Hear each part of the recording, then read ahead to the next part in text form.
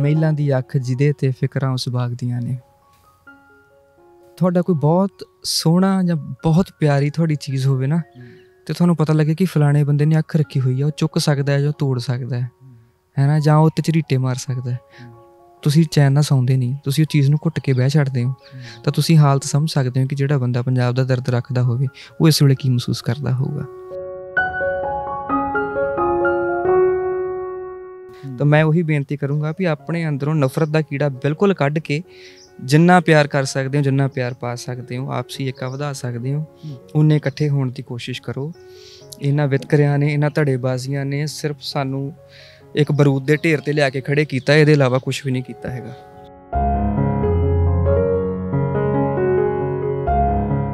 Awareness ਹੈ ਇੱਕ ਤਰ੍ਹਾਂ ਦੀ, ਇਹ ਸਾਨੂੰ ਅਵੇਅਰਨੈਸ ਸਾਰੇ ਕਿਤੇ ਦੇਣੀ ਪਊਗੀ, ਕਿਉਂਕਿ ਅਜੇ ਵੀ ਪੰਜਾਬ ਦੇ ਵਿੱਚ ਸਾਡੇ ਬਹੁਤ ਬੱਚੇ ਜਿਹੜੇ ਆ ਉਹ ਮਾਨਸਿਕ ਗੁਲਾਮ ਨੇ। ਉਹਨਾਂ ਨੂੰ ਕਈ ਵਾਰੀ ਲੱਗਦਾ ਹੈ ਕਿ ਗੌਰਮੈਂਟ ਦੀਆਂ ਪੋਲਿਸੀਜ਼ ਦੇ ਅਗੇਂਸਟ ਤੁਸੀਂ ਬੋਲਦੇ ਆ ਤਾਂ ਕੁਛ ਇਲੀਗਲ ਕਰ ਰਹੇ ਹਾਂ, ਆਪਣਾ ਹੱਕ ਲੈਣਾ ਵੀ ਸਾਨੂੰ ਇਲੀਗਲ ਲੱਗਦਾ ਹੈ।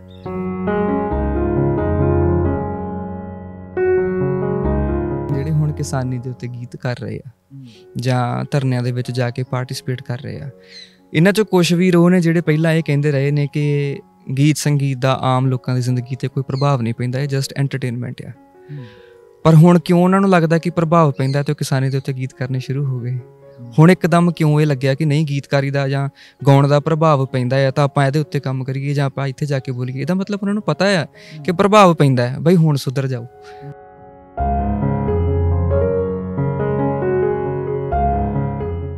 ਸੰਘਰਸ਼ ਚੱਲ ਰਿਹਾ ਕਿਸਾਨਾਂ ਦਾ, ਹੈ ਨਾ, ਸਭ ਨੂੰ ਪਤਾ ਕਿ ਲੰਬਾ ਜਾਊਗਾ।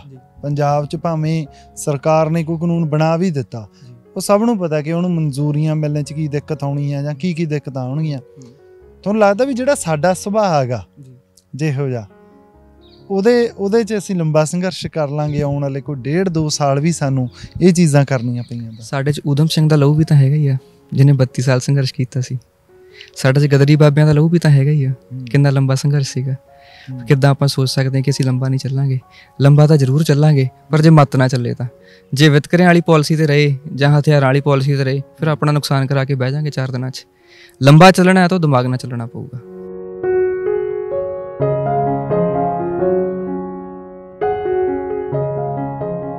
ਤੁਸੀਂ ਘਰੇ ਵੀ ਆਏ ਹੋ, ਤੁਸੀਂ ਦੇਖਿਆ ਹੀ ਆ ਵੀ ਮੈਂ ਘਰ ਦੇ ਵਿੱਚ ਵੀ ਜਿੰਨਾ ਕੋੜ ਪੋੜ ਕਰ ਸਕਦਾ ਮੈਂ ਉੱਥੇ ਵੀ ਕਰਦਾ ਰਿਹਾ ਨਾ। ਅਤੇ ਉਹ ਹੱਥੀਂ ਕੀਤਾ ਜਿਹੜਾ ਹੋਵੇ ਨਾ, ਉਹਦਾ ਦਰਦ ਤੁਹਾਨੂੰ ਪਤਾ ਹੁੰਦਾ ਕਿਤੇ ਨਾ ਕਿਤੇ। ਸੋ ਮੈਂ ਭੱਜ ਹੀ ਨਹੀਂ ਸਕਦਾ ਹੈਗਾ, ਮਸਲਾ ਹੀ ਇੱਦਾਂ ਦਾ। ਗੀਤਕਾਰ ਤਾਂ ਮੈਂ, ਗਾਇਕ ਤਾਂ ਗੀਤਕਾਰ ਤਾਂ ਬਾਅਦ 'ਚ ਆ, ਪਹਿਲਾਂ ਤਾਂ ਮੈਂ ਇੱਕ ਕਿਸਾਨ ਦਾ ਪੁੱਤ ਹੀ ਹਾਂ ਨਾ।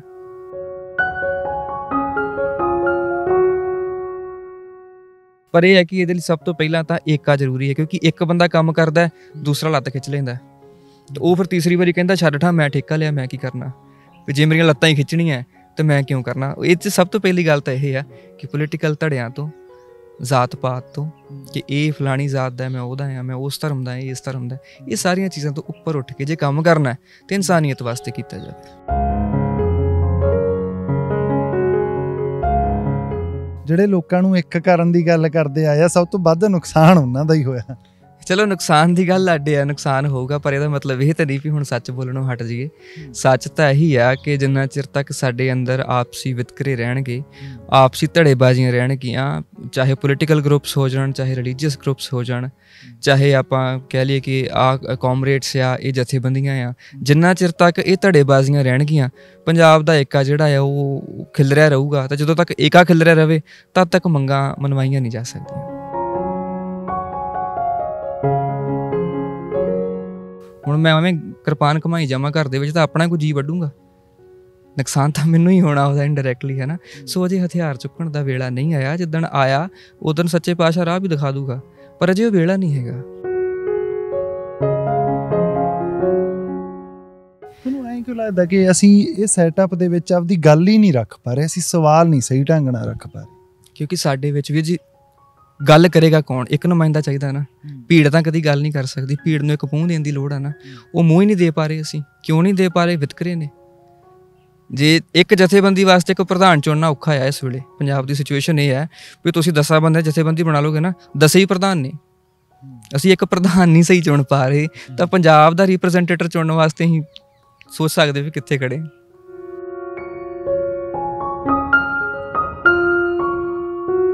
ਮੈਂ ਹਾਂ ਨਵਰੀਸ TVA ਤੇ ਤੁਸੀਂ ਜੁੜੇ ਹੋਏ ਹੋ ਅੱਖਰ ਦੇ ਨਾਲ। ਜਦੋਂ ਬਹੁਤ ਸਾਰੇ ਲੋਕਾਂ ਦੇ ਬਿਆਨ ਤਿੱਖੇ ਤੋਂ ਤਿੱਖੇ ਹੁੰਦੇ ਜਾਣ, ਗੀਤ ਵੀ ਆਉਣ ਜਿਨ੍ਹਾਂ 'ਚ ਗੱਲ ਹੋਵੇ ਵੀ ਦਿੱਲੀ ਤੇ ਹਮਲਾ ਕਰ ਗਏ, ਦਿੱਲੀ ਨੂੰ ਸਬਕ ਸਿਖਾ ਦਗੇ ਤੇ ਕਿਸਾਨ ਰਫਲਾਂ ਚੱਕਣਗੇ, ਉੱਥੇ ਜੇ ਕੋਈ ਗੱਲ ਕਰੇ ਕਿ ਤੇਗਾਂ ਨੂੰ ਤੇਗਾਂ ਮੋੜਨ, ਨੀਤੀ ਨੂੰ ਅਕਲਾਂ ਬਈ, ਨੀਤੀ ਨੂੰ ਅਕਲਾਂ ਦੇ ਨਾਲ ਮੋੜਨ ਦੀ ਗੱਲ ਕਰੇ, ਨੌਜਵਾਨਾਂ ਨੂੰ ਪੜ੍ਹਾਈ ਦੇ ਨਾਲ ਤੇ ਅਕਲ ਦੇ ਨਾਲ ਕਿਸੇ ਮਸਲੇ ਦਾ ਹੱਲ ਲੱਭਣ ਤੇ ਭਾਲਣ ਦੀ ਕੋਈ ਸਲਾਹ ਦੇਵੇ ਤਾਂ ਸਮਝ ਲਓ ਉਹ ਉਸ ਜ਼ਮੀਨ ਦੀ ਖਾਤਰ, ਉਸ ਮਿੱਟੀ ਦੀ ਖਾਤਰ ਇੱਕ ਰਹਿਮਤ ਹੈ। ਅੱਜ ਅਸੀਂ ਪਹੁੰਚੇ ਹਾਂ ਬਾਈ ਵੀਰ ਸਿੰਘ ਕੋਲੇ। ਗਾਇਕ ਨੇ, ਤੁਸੀਂ ਸਾਰੇ ਇਹਨਾਂ ਨੂੰ ਜਾਣਦੇ ਹੋ, ਇਹਨਾਂ ਦੇ ਲਿਖੇ ਗੀਤ ਆ ਜਿਹੜੇ ਉਹ ਵੀ ਆਪਾਂ ਸੁਣੇ ਆ, ਪਰ ਨਵਾਂ ਗੀਤ ਆ ਜਿਹੜਾ ਜਿਹਦੇ ਕਰਕੇ ਅਸੀਂ ਅੱਜ ਇੱਥੇ ਆਏ ਹਾਂ ਤੇ ਹੋਰ ਵੀ ਬਹੁਤ ਸਾਰੀਆਂ ਗੱਲਾਂ ਅੱਜ ਇਹਨਾਂ ਨਾਲ ਕਰਾਂਗੇ। ਬਾਈ ਧੰਨਵਾਦ, ਸ਼ੁਕਰੀਆ ਤੁਸੀਂ ਸਮਾਂ ਦਿੱਤਾ। ਤੁਹਾਡਾ ਧੰਨਵਾਦ ਭਾਜੀ, ਤੁਸੀਂ ਆਏ ਹੋ ਚੇਚਾ, ਥੈਂਕ ਯੂ। ਤੁਸੀਂ ਜਿਹੜਾ ਗੀਤ ਆ ਹੈ ਨਾ ਨਵਾਂ, ਆਪਾਂ ਥੋੜ੍ਹਾ ਥੋੜ੍ਹਾ ਨਾਲੇ ਤਾਂ ਤੁਰੇ ਜਾਂਦੇ ਹਾਂ ਨਾਲੇ ਗੱਲਾਂ ਹੀ ਕਰੀ ਚੱਲਾਂਗੇ। ਨਵਾਂ ਗੀਤ ਆਇਆ ਬਾਈ ਤੁਹਾਡਾ, ਜਿਹਦੇ 'ਚ ਤੁਸੀਂ ਗੱਲ ਕਰਦੇ ਹੋ ਕਿ ਹੁਣ ਨੀਤੀ ਹੈ ਜਿਹੜੀ ਇਹਨੂੰ ਅਸੀਂ ਅਕਲਾਂ ਨਾਲ ਮੋੜ ਗਏ ਹੈ ਨਾ। ਜਿੱਥੇ ਰਹਿੰਦੇ ਹਾਂ ਆਪਾਂ, ਮੈਨੂੰ ਲੱਗਦਾ ਇਹ 'ਚ ਮੰਨਣ 'ਚ ਕੋਈ ਹਰਜ ਨਹੀਂ। ਮੈਂ ਤਾਂ ਪੰਜਾਬੀ ਸਿੱਧੇ ਤੌਰ 'ਤੇ ਪੰਜਾਬ ਦਾ ਇੱਕ ਪੁੱਤ ਹੋਣ ਦੇ ਨਾਤੇ ਹੈ ਨਾ, ਆਪਾਂ ਇੱਥੇ ਰਹਿੰਦੇ ਹਾਂ। ਪੁੱਤਾਂ ਕਿ ਇੱਕ ਪੁੱਤਾਂ, ਉਹ ਤਾਂ ਜ਼ਮੀਨ ਹੀ ਡਿਸਾਈਡ ਕਰੂਗੀ ਜਾਂ ਸਮਾਂ। ਪਰ ਇਹ ਸਮਝਦਾ ਕਿ ਯਾਰ ਸਾਡੇ ਆਪਣੇ ਇੱਥੇ ਆਹ ਗੱਲ ਜੇ ਤੁਸੀਂ ਕਹਿਣੇ ਹੋ ਤਾਂ ਸਮਝ ਲਓ ਬਹੁ ਗਿਣਤੀ ਤਾਂ ਜਿਹੜੀ ਆਪਣੇ ਬਹੁਤੇ ਲੋਕ ਆ ਉਹ ਤਾਂ ਹੀ ਕਹਿਣਗੇ ਬਈ ਇਹਦੇ ਨਾਲ ਕੀ ਹੁੰਦਾ, ਆ ਕੋਈ ਹੱਲਾ ਗੁੱਲਾ ਕਰਕੇ। ਦੇਖੋ, ਇਹਨਾਂ ਹੱਲਾ ਗੁੱਲਾ ਕਰਨ ਵਾਲੀਆਂ ਸੋਚਾਂ ਨਾਲ, ਨੀਤੀਆਂ ਨਾਲ ਹੀ ਆਪਾਂ ਅੱਗੇ ਵੀ ਖਤਾ ਖਾਧੀ ਆ ਤੇ ਫਿਰ ਖਾ ਸਕਦੇ ਹਾਂ। ਕਿਉਂਕਿ ਜਿਹੜਾ ਜਿੱਦਾਂ ਹੁਣ ਇੰਡੀਪੈਂਡੈਂਟ ਮੀਡੀਆ ਦੀ ਜੇ ਆਪਾਂ ਗੱਲ ਕਰੀਏ, ਉਹ ਇਸ ਵੇਲੇ ਦੇਸ਼ ਦੇ ਵਿੱਚ ਬਹੁਤ ਵਿਰਲਾ ਹੋ ਗਿਆ। ਤੁਹਾਡੇ ਵਰਗੇ ਵੀਰ ਬਹੁਤ ਵਿਰਲੇ ਨੇ ਜਿਹੜੇ ਆਪ ਪਹਿਲ ਕਦਮੀ ਕਰਕੇ ਆਪਣੇ ਚੈਨਲਸ ਆਪ ਬਣਾ ਕੇ ਵਰਕ ਕਰ ਰਹੇ ਨੇ। ਤਾਂ ਜਿਹੜੇ ਵੱਡੇ ਚੈਨਲਸ ਆ ਉਹ ਤਕਰੀਬਨ ਸੱਚ ਨੂੰ ਸਾਹਮਣੇ ਨਹੀਂ ਰੱਖ ਰਹੇ ਹੈਗੇ। ਤੁਸੀਂ ਵੀ ਇਸ ਗੱਲ ਨਾਲ ਵਾਕਫ ਹੋਵੋਗੇ। ਤੇ ਜਦੋਂ ਉਹ ਆਮ ਜਨਤਾ ਦੀ, ਆਮ ਗਰਾਊਂਡ ਦੀ ਜਿਹੜੀ ਹਕੀਕਤ ਆ, ਜਦੋਂ ਉਹਨੂੰ ਸਾਹਮਣੇ ਨਹੀਂ ਰੱਖ ਰਹੇ ਤਾਂ ਕੌਣ ਰੱਖੂਗਾ? ਉਹ ਤਾਂ ਆਪ ਹੀ ਰੱਖਣੀ ਪਊਗੀ ਨਾ। ਜੇ ਅਸੀਂ ਆਪ ਹੀ ਉਸ ਹਕੀਕਤ ਦੀ ਥਾਂ 'ਤੇ ਰਫਲਗਾੜੀ ਕਰ ਦੇਵਾਂਗੇ ਤਾਂ ਫਿਰ ਤਾਂ ਸਾਡਾ ਅਕਸ ਕੋਈ ਬਹੁਤਾ ਵਧੀਆ ਸਾਬਤ ਹੋਣਾ ਨਹੀਂ। ਕਿਉਂਕਿ ਫ਼ਰਕ ਤਾਂ ਉਦੋਂ ਪੈਣਾ ਹੈ ਕਿ ਜਦੋਂ ਇੰਟਰਨੈਸ਼ਨਲ ਲੈਵਲ 'ਤੇ ਸਾਡੀ ਇਹ ਭੂਮਿਕਾ ਬੱਝੇਗੀ ਵੀ ਹਾਂ ਇਹ ਬੰਦੇ ਸੱਚੇ ਸੁੱਚੇ ਨੇ, ਜਾਂ ਇਹ ਬੰਦੇ ਆਪਣੇ ਰਾਈਟਸ ਲਈ ਜੇ ਪ੍ਰੋਟੈਸਟ ਕਰ ਰਹੇ ਆ ਤਾਂ ਕਿਸ ਤਰੀਕੇ ਨਾਲ ਕਰ ਰਹੇ ਆ। ਪਰ ਜੇ ਅਕਸ ਇਹ ਬੱਝ ਗਿਆ ਵੀ ਇਹ ਨੁਕਸਾਨ ਕਰ ਰਹੇ ਆ, ਇਹ ਕਤਲੋਗਾਰਤ ਕਰ ਰਹੇ ਆ, ਇਹ ਬਲਾਤਕਾਰ ਕਰ ਰਹੇ ਆ, ਤਾਂ ਫਿਰ ਤਾਂ ਹੱਕ ਮਿਲ ਨਹੀਂ ਸਕਦੇ ਹੈਗੇ। ਪਰ ਪਿਛਲੇ ਕੁਛ ਸਮੇਂ ਦੀ ਤਾਂ ਖਾਸ ਤੌਰ 'ਤੇ ਗੱਲ ਕਰੂੰਗਾ, ਵੈਸੇ ਲੰਬੇ ਸਮੇਂ ਤੋਂ ਹੀ ਜਿਹੜੇ ਲੋਕਾਂ ਨੂੰ ਇੱਕ ਕਰਨ ਦੀ ਗੱਲ ਕਰਦੇ ਆਏ ਆ, ਸਭ ਤੋਂ ਵੱਧ ਨੁਕਸਾਨ ਉਹਨਾਂ ਦਾ ਹੀ ਹੋਇਆ। ਚਲੋ, ਨੁਕਸਾਨ ਦੀ ਗੱਲ ਅੱਡੇ ਆ, ਨੁਕਸਾਨ ਹੋਊਗਾ, ਪਰ ਇਹਦਾ ਮਤਲਬ ਇਹ ਤਾਂ ਨਹੀਂ ਵੀ ਹੁਣ ਸੱਚ ਬੋਲਣੋਂ ਹਟ ਜਾਈਏ। ਸੱਚ ਤਾਂ ਇਹੀ ਆ ਕਿ ਜਿੰਨਾ ਚਿਰ ਤੱਕ ਸਾਡੇ ਅੰਦਰ ਆਪਸੀ ਵਿਤਕਰੇ ਰਹਿਣਗੇ, ਆਪਸੀ ਧੜੇਬਾਜ਼ੀਆਂ ਰਹਿਣਗੀਆਂ, ਚਾਹੇ ਪੋਲੀਟੀਕਲ ਗਰੁੱਪਸ ਹੋ ਜਾਣ, ਚਾਹੇ ਰਿਲੀਜੀਅਸ ਗਰੁੱਪਸ ਹੋ ਜਾਣ, ਚਾਹੇ ਆਪਾਂ ਕਹਿ ਲਈਏ ਕਿ ਆਹ ਕਾਮਰੇਡਸ ਆ, ਇਹ ਜਥੇਬੰਦੀਆਂ ਆ, ਜਿੰਨਾ ਚਿਰ ਤੱਕ ਇਹ ਧੜੇਬਾਜ਼ੀਆਂ ਰਹਿਣਗੀਆਂ ਪੰਜਾਬ ਦਾ ਏਕਾ ਜਿਹੜਾ ਆ ਉਹ ਖਿਲਰਿਆ ਰਹੂਗਾ। ਤਾਂ ਜਦੋਂ ਤੱਕ ਏਕਾ ਖਿਲਰਿਆ ਰਹੇ ਤਦ ਤੱਕ ਮੰਗਾਂ ਮਨਵਾਈਆਂ ਨਹੀਂ ਜਾ ਸਕਦੀਆਂ। ਪਰ ਜਿੱਦਾਂ ਤੁਸੀਂ ਉੱਦਾਂ ਵੀ ਧਰਨੇ ਦੇ ਵਿੱਚ ਗੱਲ ਹੋਈ, ਬਹੁਤ ਸਾਰੇ ਲੋਕਾਂ ਨੇ ਆਪਦੀ ਸਮਝ ਦੇ ਮੁਤਾਬਕ ਜਿਵੇਂ ਜਿਹਨੂੰ ਠੀਕ ਲੱਗਿਆ ਉਹਨੇ ਮਤਲਬ ਕੱਢ ਲਿਆ। ਸ਼ਬਦ ਉਦੋਂ ਤੱਕ ਹੀ ਤੁਹਾਡੇ ਹੁੰਦੇ ਜਿੰਨੀ ਦੇਰ ਤੁਹਾਡੇ ਕੋਲੇ ਆ, ਜਦੋਂ ਉਹ ਤੁਹਾਡੇ ਮੂੰਹ ਚੋਂ ਨਿਕਲ ਗਏ ਫਿਰ ਤਾਂ ਹਰ ਇੱਕ ਕੋਲੇ ਆਪਦੇ ਢੰਗ ਨਾਲ ਹੀ ਪਹੁੰਚਦੇ ਆ, ਹੈ ਨਾ। ਹਰ ਇੱਕ ਨੇ ਆਪਦੇ ਢੰਗ ਨਾਲ ਉਹਨੂੰ ਹਾਸਲ ਕਰਨਾ, ਰਿਸੀਵ ਕਰਨਾ। ਤੇ ਤੁਸੀਂ ਜਿਹੜਾ ਬਿਆਨ ਦਿੱਤਾ ਸੀ ਉਹਦਾ ਮਕਸਦ ਕੀ ਸੀ, ਕੀ ਕਹਿਣਾ ਚਾਹੁੰਦੇ ਸੀਗੇ ਉੱਥੇ? ਦੇਖੋ, ਮਕਸਦ ਸਿੱਧਾ ਸੀਗਾ ਕਿ ਜੇ ਮੇਰੇ ਗੁਆਂਢ ਕੋਈ ਹਿੰਦੂ ਵੀਰ ਵਸਦਾ ਜਾਂ ਮੁਸਲਮਾਨ ਵੀਰ ਵਸਦਾ, ਮੈਂ ਮੰਨਦਾ ਕਿ ਇੱਥੇ ਜਿਹੜੀਆਂ ਘੱਟ ਗਿਣਤੀਆਂ ਨੇ ਉਹਨਾਂ ਨਾਲ ਵਿਤਕਰੇ ਹੋ ਰਹੇ ਨੇ, ਹੁੰਦੇ ਆਏ ਨੇ, ਇਸ ਗੱਲ ਤੋਂ ਮੈਂ ਮੁਨਕਰ ਨਹੀਂ ਹੁੰਦਾ। ਪਰ ਇਹਦਾ ਮਤਲਬ ਇਹ ਤਾਂ ਨਹੀਂ ਕਿ ਮੈਂ ਗੁਆਂਢ ਬੈਠੇ ਹਿੰਦੂ ਨਾਲ ਵਿਗਾੜ ਲਵਾਂ ਜਾਂ ਗੁਆਂਢ ਬੈਠੇ ਮੁਸਲਮਾਨ ਨਾਲ ਵਿਗਾੜ ਲਵਾਂ, ਹੈ ਨਾ। ਇਹਦਾ ਮਤਲਬ ਇਹ ਤਾਂ ਕਦੀ ਵੀ ਨਹੀਂ ਬਣਦਾ ਨਾ ਕਿ ਹਾਂ ਜੇ ਤੁਸੀਂ ਹਿੰਦੂ ਰਾਸ਼ਟਰ ਬਣਾਉਣਾ ਚਾਹੁੰਦੇ ਹੋ ਤਾਂ ਮੇਰਾ ਹਰ ਹਿੰਦੂ ਨਾਲ ਵਿਰੋਧ ਹੋ ਜੇ। ਇਹਦਾ ਮਤਲਬ ਤਾਂ ਇਹ ਨਹੀਂ ਹੈਗਾ ਨਾ। ਇਹਦਾ ਮੇਰਾ ਕਹਿਣ ਦਾ ਸਿੱਧਾ ਭਾਵ ਸੀਗਾ ਕਿ ਪੰਜਾਬ ਪਹਿਲਾਂ ਵੀ ਸਾਰੇ ਧਰਮਾਂ ਨੂੰ ਲੈ ਕੇ ਵਸਦਾ ਆਇਆ, ਚਾਹੇ ਤੁਸੀਂ ਮਹਾਰਾਜਾ ਰਣਜੀਤ ਸਿੰਘ ਦੇ ਰਾਜ ਦੀ ਗੱਲ ਕਰ ਲਓ, ਚਾਹੇ ਤੁਸੀਂ ਉਸ ਤੋਂ ਬਾਅਦ ਦੀ ਗੱਲ ਵੀ ਕਰ ਲਓ। ਪਰ ਕਿਤੇ ਨਾ ਕਿਤੇ ਜਿਹੜੀ ਆ ਡਿਵਾਈਡ ਐਂਡ ਰੂਲ ਵਾਲੀ ਪੋਲਿਸੀ ਆ, ਇਹ ਇੱਥੇ ਇੰਪਲੀਮੈਂਟ ਕਰਕੇ ਤੇ ਤਮਾਸ਼ਾ ਬਣਾਇਆ ਗਿਆ। ਉਹਦੇ 'ਚੋਂ ਫਾਇਦੇ ਕੱਢੇ ਗਏ ਨੇ, ਆਪਣੇ ਨਿੱਜੀ ਜਿਹੜੇ ਫਾਇਦੇ ਕਹਿ ਸਕਦੇ ਹਾਂ, ਜਾਂ ਆਪਣੇ ਜਿਹੜੇ ਇਹਨਾਂ ਦੇ ਪੈਸਾ ਬਣਾਉਣਾ ਜਾਂ ਹੋਰ ਇੱਦਾਂ ਦੀਆਂ ਛੋਟੀਆਂ ਜਿਹੜੀਆਂ ਚੀਜ਼ਾਂ ਨੇ ਨਾ, ਉਹ ਕੀਤੀਆਂ ਗਈਆਂ ਨੇ। ਪਰ ਇਹਦੇ ਲਈ ਲੋਕ ਕਈ ਪ੍ਰਭਾਵ ਵੀ ਤਾਂ ਲੈਂਦੇ ਆ ਨਾ ਵੀ ਯਾਰ ਸਾਡੇ ਜਿਵੇਂ ਇੱਕ ਅੱਜ ਕੱਲ੍ਹ ਬਹੁਤ ਜ਼ਿਆਦਾ ਫੇਮਸ ਹੋਈ ਵੀ ਹੈ ਗੱਲ ਵੀ ਸਾਡੇ ਧਰਮ ਨੂੰ ਖਤਰਾ। ਤਕਰੀਬਨ ਹਰ ਧਰਮ ਵਾਲੇ ਜਿਹੜੇ 'ਚ ਉਹ ਲੋਕ ਹੋਣ ਜਿਹੜੇ ਗਰਮ ਖਿਆਲੀ ਕਹਿ ਸਕਦੇ ਹਾਂ, ਜਾਂ ਕਹਿ ਸਕਦੇ ਹਾਂ ਵੀ ਗਰਮ ਖਿਆਲੀ ਵੀ ਨਾ ਕਹੀਏ, ਜਿਹੜੇ ਬੰਦੇ ਸ਼ਾਇਦ ਬਹੁਤ ਨਿੱਕੇ ਰੂਪ 'ਚ ਲੈਂਦੇ ਆ ਆਪਦੇ ਧਰਮ ਨੂੰ, ਉਹ ਕਹਿ ਦਿੰਦੇ ਕਿ ਸਾਡੇ ਧਰਮ ਨੂੰ ਖਤਰਾ। ਹਰ ਇੱਕ ਧਰਮ ਹੀ ਕਹਿ ਰਿਹਾ, ਮਤਲਬ ਮੈਸੇਜ ਕਈ ਤਾਂ ਮਤਲਬ ਪੜ੍ਹ ਕੇ ਹੈਰਾਨੀ ਹੁੰਦੀ ਆ। ਮਾਫ਼ ਕਰਨਾ ਵੀ ਮੇਰੇ ਜਿਹੜੇ ਗਰੁੱਪ ਦੇ ਵਿੱਚ ਸਾਰੇ ਤਰ੍ਹਾਂ ਦੇ ਬੰਦੇ ਹੁੰਦੇ ਆ। ਇੱਕ ਜਦੋਂ ਤੁਸੀਂ ਜਰਨਲਿਸਟ ਹੁੰਦੇ ਹੋ ਤਾਂ ਤੁਹਾਡੇ ਲਈ ਕੋਈ ਵੀ ਆਏ ਨਹੀਂ ਹੋ ਸਕਦਾ ਵੀ ਮੈਂ ਤੋਂ ਪਰੇ ਰਹਿਣਾ, ਤੁਹਾਨੂੰ ਹਰ ਇੱਕ ਦੀ ਗੱਲ ਸੁਣਨੀ ਪਊ ਤੇ ਪੜ੍ਹਨੀ ਵੀ ਪਊਗੀ, ਹੈ ਨਾ। ਨਹੀਂ ਨਾ ਆਓ ਭਾਈ ਆਹ ਕੰਮ 'ਚ। ਇੱਕ ਖਤਰੇ ਦਿਖਾ ਕੇ ਉਹ ਲੋਕ ਭਰਮਾ ਲੈਂਦੇ ਆ, ਲੋਕ ਜੁੜ ਜਾਂਦੇ ਆ। ਇਹ ਸੌਖਾ ਵੀ ਇਹ ਨਹੀਂ ਹੈਗਾ ਤੁਹਾਨੂੰ ਲੱਗਦਾ ਵੀ ਚਾਹੇ ਉਹ ਸਰਕਾਰ ਕੋਈ ਵੀ ਹੋਵੇ, ਕਿਸੇ ਦੀ ਵੀ ਹੋਵੇ, ਲੋਕਾਂ ਦੇ ਵਿੱਚ ਕਿ ਉਹਨਾਂ ਨੂੰ ਯਾਰ ਧਰਮ ਦੀ ਇਸ ਗੱਲ 'ਚ ਹੀ ਉਲਝਾਈ ਰੱਖੇ। ਦੇਖੋ ਜਿਹੜੇ ਧਾਰਮਿਕ ਮਸਲੇ ਨਾ, ਮੈਂ ਤਾਂ ਹੀ ਗੀਤ ਦੇ ਵਿੱਚ ਵੀ ਪਹਿਲੀ ਗੱਲ ਇਹੋ ਕਹੀ ਸੀ ਵੀ ਅਕਲਾਂ ਨਾਲ ਚੱਲਣ ਦੀ ਗੱਲ ਆ। ਲੋਕੀ ਭਰਮਾਉਂਦੇ ਨੇ ਪਰ ਤੁਸੀਂ ਸਮਝਾਂ ਦੇ ਨਾਲ ਆਪਣੇ ਨਿਸ਼ਾਨੇ ਜਿਹੜੇ ਆ ਉਹ ਮਿਥਣੇ ਸਿੱਖੋ। ਤੁਸੀਂ ਮਹਿਸੂਸ ਕੀ ਕਰਦੇ ਹੋ? ਤੁਸੀਂ ਕਿਸੇ ਮੈਂ ਜੇ ਤੁਹਾਨੂੰ ਮਿਲ ਰਿਹਾ ਤੁਹਾਡੇ ਪ੍ਰਤੀ ਕੀ ਮਹਿਸੂਸ ਕਰਦਾ? ਮੇਰੇ ਅੰਦਰ ਨੂੰ ਤਾਂ ਕਿਤੇ ਨਾ ਕਿਤੇ ਪਤਾ ਹੁੰਦਾ, ਮੇਰੀ ਜ਼ੁਬਾਨ ਕਬੂਲੇ ਨਾ ਕਬੂਲੇ ਇਹ ਵੱਖਰੀ ਗੱਲ ਆ। ਪਰ ਮੈਂ ਇੱਥੇ ਇਹੀ ਗੱਲ ਕਹੂੰਗਾ ਕਿ ਇਹ ਕੋਈ ਨਵਾਂ ਤਾਂ ਹੈ ਨਹੀਂ ਕਿ ਧਰਮ ਦੇ ਨਾਂ 'ਤੇ ਵਰਗਲਾਇਆ ਜਾ ਰਿਹਾ ਜਾਂ ਇਹ ਕਿਹਾ ਜਾ ਰਿਹਾ ਕਿ ਧਰਮ ਨੂੰ ਖਤਰਾ ਹੈ ਅਤੇ ਤੁਸੀਂ ਆਓ ਵੀ ਸ਼ਹੀਦੀਆਂ ਦੇ ਦਿਓ, ਤੁਸੀਂ ਆਓ ਵੀ ਆਪਾਂ ਐਂ ਕਰ ਲਾਂਗੇ, ਤੁਸੀਂ ਆਓ ਅੱਜ ਆਪਾਂ ਉੱਥੇ ਫਲਾਣੇ ਨਾਲ ਟੱਕਰਾ ਲੈਣਾ, ਇੱਦਾਂ ਕਰਨਾ ਹੈ, ਉੱਦਾਂ ਕਰਨਾ ਹੈ। ਹਰ ਚੀਜ਼ ਦਾ ਹੱਲ ਕੱਢਿਆ ਜਾ ਸਕਦਾ ਜੇ ਤੁਹਾਡੇ ਅੰਦਰ ਨਫ਼ਰਤ ਦੀ ਥਾਂ 'ਤੇ ਪਿਆਰ ਭਰਿਆ ਹੋਵੇ। ਜੇ ਨਿੱਜੀ ਗਰਜ਼ਾਂ ਤੋਂ ਥੋੜ੍ਹਾ ਜਿਹਾ ਉੱਪਰ ਉੱਠ ਕੇ ਅਸੀਂ ਦੇਖੀਏ, ਪਹਿਲਾਂ ਵੀ ਵੱਸਦੇ ਹੀ ਰਹੇ ਹਾਂ ਯਾਰ, ਕੋਈ ਐਸਾ ਮਸਲਾ ਨਹੀਂ। ਪਹਿਲਾਂ ਸਗੋਂ ਅਸੀਂ ਇੰਨੇ ਧਾੜਵੀ ਬਾਹਰੋਂ ਆਉਂਦੇ ਰਹੇ ਆ ਤਾਂ ਅਸੀਂ ਨਜਿੱਠਦੇ ਰਹੇ ਹਾਂ, ਤਾਂ ਹੀ ਨਜਿੱਠਦੇ ਰਹੇ ਨਾ ਕਿਉਂਕਿ ਆਪਣੇ ਵਿੱਚ ਕਿਤੇ ਨਾ ਕਿਤੇ ਏਕਾ ਸੀਗਾ। ਬਾਅਦ 'ਚੋਂ ਚਲੋ ਸਿੱਖ ਰਾਜ ਕਿਸ ਤਰ੍ਹਾਂ ਖਿਲ ਰਿਹਾ ਸਾਰਿਆਂ ਨੂੰ ਪਤਾ ਕਿ ਆਪਸੀ ਵਿਤਕਰੇ ਕਰਕੇ ਹੀ ਅਸੀਂ ਖਿਲ ਰਹੇ ਹਾਂ, ਅੱਗੇ ਵੀ ਖਿਲ ਰਹੇ ਹੋਏ ਹਾਂ। ਅਤੇ ਫਿਰ ਜੇ ਖਿਲਰਨਾ ਤਾਂ ਫਿਰ ਤਾਂ ਤੁਹਾਡੀ ਆਪਣੀ ਉਹ ਆ। ਪਰ ਮੈਂ ਤਾਂ ਬੰਨਣ ਦੀ ਗੱਲ ਕਰਦਾ। ਮੈਂ ਤਾਂ ਇਹੀ ਕਹਿੰਦਾ ਕਿ ਮੇਰਾ ਸਿਧਾਂਤ, ਮੇਰੇ ਗੁਰੂ ਦਾ ਸਿਧਾਂਤ ਕਹਿੰਦਾ ਹੀ ਇਹੀ ਹੈ ਕਿ ਮਾਨਸ ਕੀ ਜਾਤ ਸਭ ਹੈ ਇੱਕ ਹੈ ਪਹਿਚਾਨ ਬੋ। ਮੈਂ ਤਾਂ ਉਸ ਫਲਸਫੇ ਦੀ ਗੱਲ ਕਰਦਾ। ਮੈਂ ਇਸ ਗੱਲ ਤੋਂ ਮੁਨਕਰ ਨਹੀਂ ਹੁੰਦਾ ਕਿ ਸਾਨੂੰ ਘੱਟ ਗਿਣਤੀਆਂ ਨੂੰ ਪਰੇਸ਼ਾਨ ਕੀਤਾ ਜਾਂਦਾ ਹੈ ਜਾਂ ਕੋਸ਼ਿਸ਼ਾਂ ਕੀਤੀਆਂ ਜਾਂਦੀਆਂ ਨੇ ਕਿਤੇ ਨਾ ਕਿਤੇ ਹਿੰਦੂ ਰਾਸ਼ਟਰ ਨੂੰ ਬਣਾਉਣ ਦੀ ਕੋਸ਼ਿਸ਼ ਵੀ ਹੋ ਰਹੀ ਆ। ਚਲੋ ਉਹ ਗੱਲਾਂ ਇੱਕ ਪਾਸੇ ਨੇ, ਪਰ ਇਹਦਾ ਮਤਲਬ ਇਹ ਨਹੀਂ ਕਿ ਮੈਂ ਇੱਥੇ ਨਫ਼ਰਤਾਂ ਵੰਡਦਾ ਫਿਰਾਂ, ਮੈਂ ਆਪਣੇ ਆਂਢ ਗੁਆਂਢ ਵਿਤਕਰੇ ਪਾ ਕੇ ਬਹਿ ਜਾਵਾਂ। ਇਹਦਾ ਮਤਲਬ ਇਹ ਕਦੀ ਵੀ ਨਹੀਂ ਬਣਦਾ। ਜਦੋਂ ਵੀਰ ਸਿੰਘ ਨੂੰ ਅਸੀਂ ਸੁਣਦੇ ਹਾਂ ਉਹਨਾਂ ਦੇ ਗੀਤਾਂ 'ਚ, ਪਹਿਲਾਂ ਵਾਲਿਆਂ 'ਚ ਵੀ ਕਦੇ ਕਦੇ ਬਹੁਤ ਰੋਮਾਂਟਿਕ ਲੱਗਦੇ ਆ, ਵੀ ਜਿਹਨੂੰ ਕਹਿੰਦੇ ਰੋਮਾਂਸ ਆ ਨਾ ਜਿਹੜਾ ਉਹ ਚੋ ਚੋ ਕੇ ਪੈਂਦਾ ਹੈ, ਡੁੱਲਦਾ ਹੁੰਦਾ। ਅਤੇ ਖੇਤੀ ਅੰਦੋਲਨ ਦੇ ਵਿੱਚ ਮੈਨੂੰ ਬਾਹਲੀ ਵੱਖਰੇ ਜਿਹੇ ਲੱਗੇ। ਜਿਹੜਾ ਇਹ ਵੀਰ ਸਿੰਘ ਆ ਇਹ ਬਾਹਲਾ ਅੱਡ ਜੇ ਆ, ਇੰਨਾ ਫਰਕ ਕਿਵੇਂ ਆ ਗਿਆ? ਨਹੀਂ ਫਰਕ ਤਾਂ ਨਹੀਂ ਆਇਆ, ਇਹ ਚੀਜ਼ਾਂ ਤਾਂ ਕਿਤੇ ਨਾ ਕਿਤੇ ਨਾਲ ਹੀ ਇਹ ਤਾਂ ਚੱਲਦੀਆਂ ਰਹੀਆਂ ਨੇ। ਪਰ ਇਹ ਹੈ ਕਿ ਉਹ ਰੂਪ ਮੇਰਾ ਦੇਖਿਆ ਨਹੀਂ ਸੀ ਪਹਿਲਾਂ ਕਿਸੇ ਨੇ, ਉਹ ਹੁਣ ਦੇਖਣ ਨੂੰ ਮਿਲ ਗਿਆ। ਰੋਮਾਂਸ ਵੀ ਜਿਹੜਾ ਹੁੰਦਾ ਨਾ, ਦੇਖੋ ਰੋਮਾਂਸ ਦੇ ਵਿੱਚੋਂ ਹੀ ਦਰਦ ਨਿਕਲਦਾ ਹੈ ਕਿਤੇ ਨਾ ਕਿਤੇ। ਜਦੋਂ ਤੁਹਾਡੇ ਪਰਿਵਾਰ 'ਤੇ ਹਮਲਾ ਹੁੰਦਾ ਤਾਂ ਫਿਰ ਉਹਦੇ 'ਚੋਂ ਹੀ ਦਰਦ ਜਿਹੜਾ ਹੈ ਉਹ ਬਾਹਰ ਆਉਂਦਾ ਹੈ ਨਾ।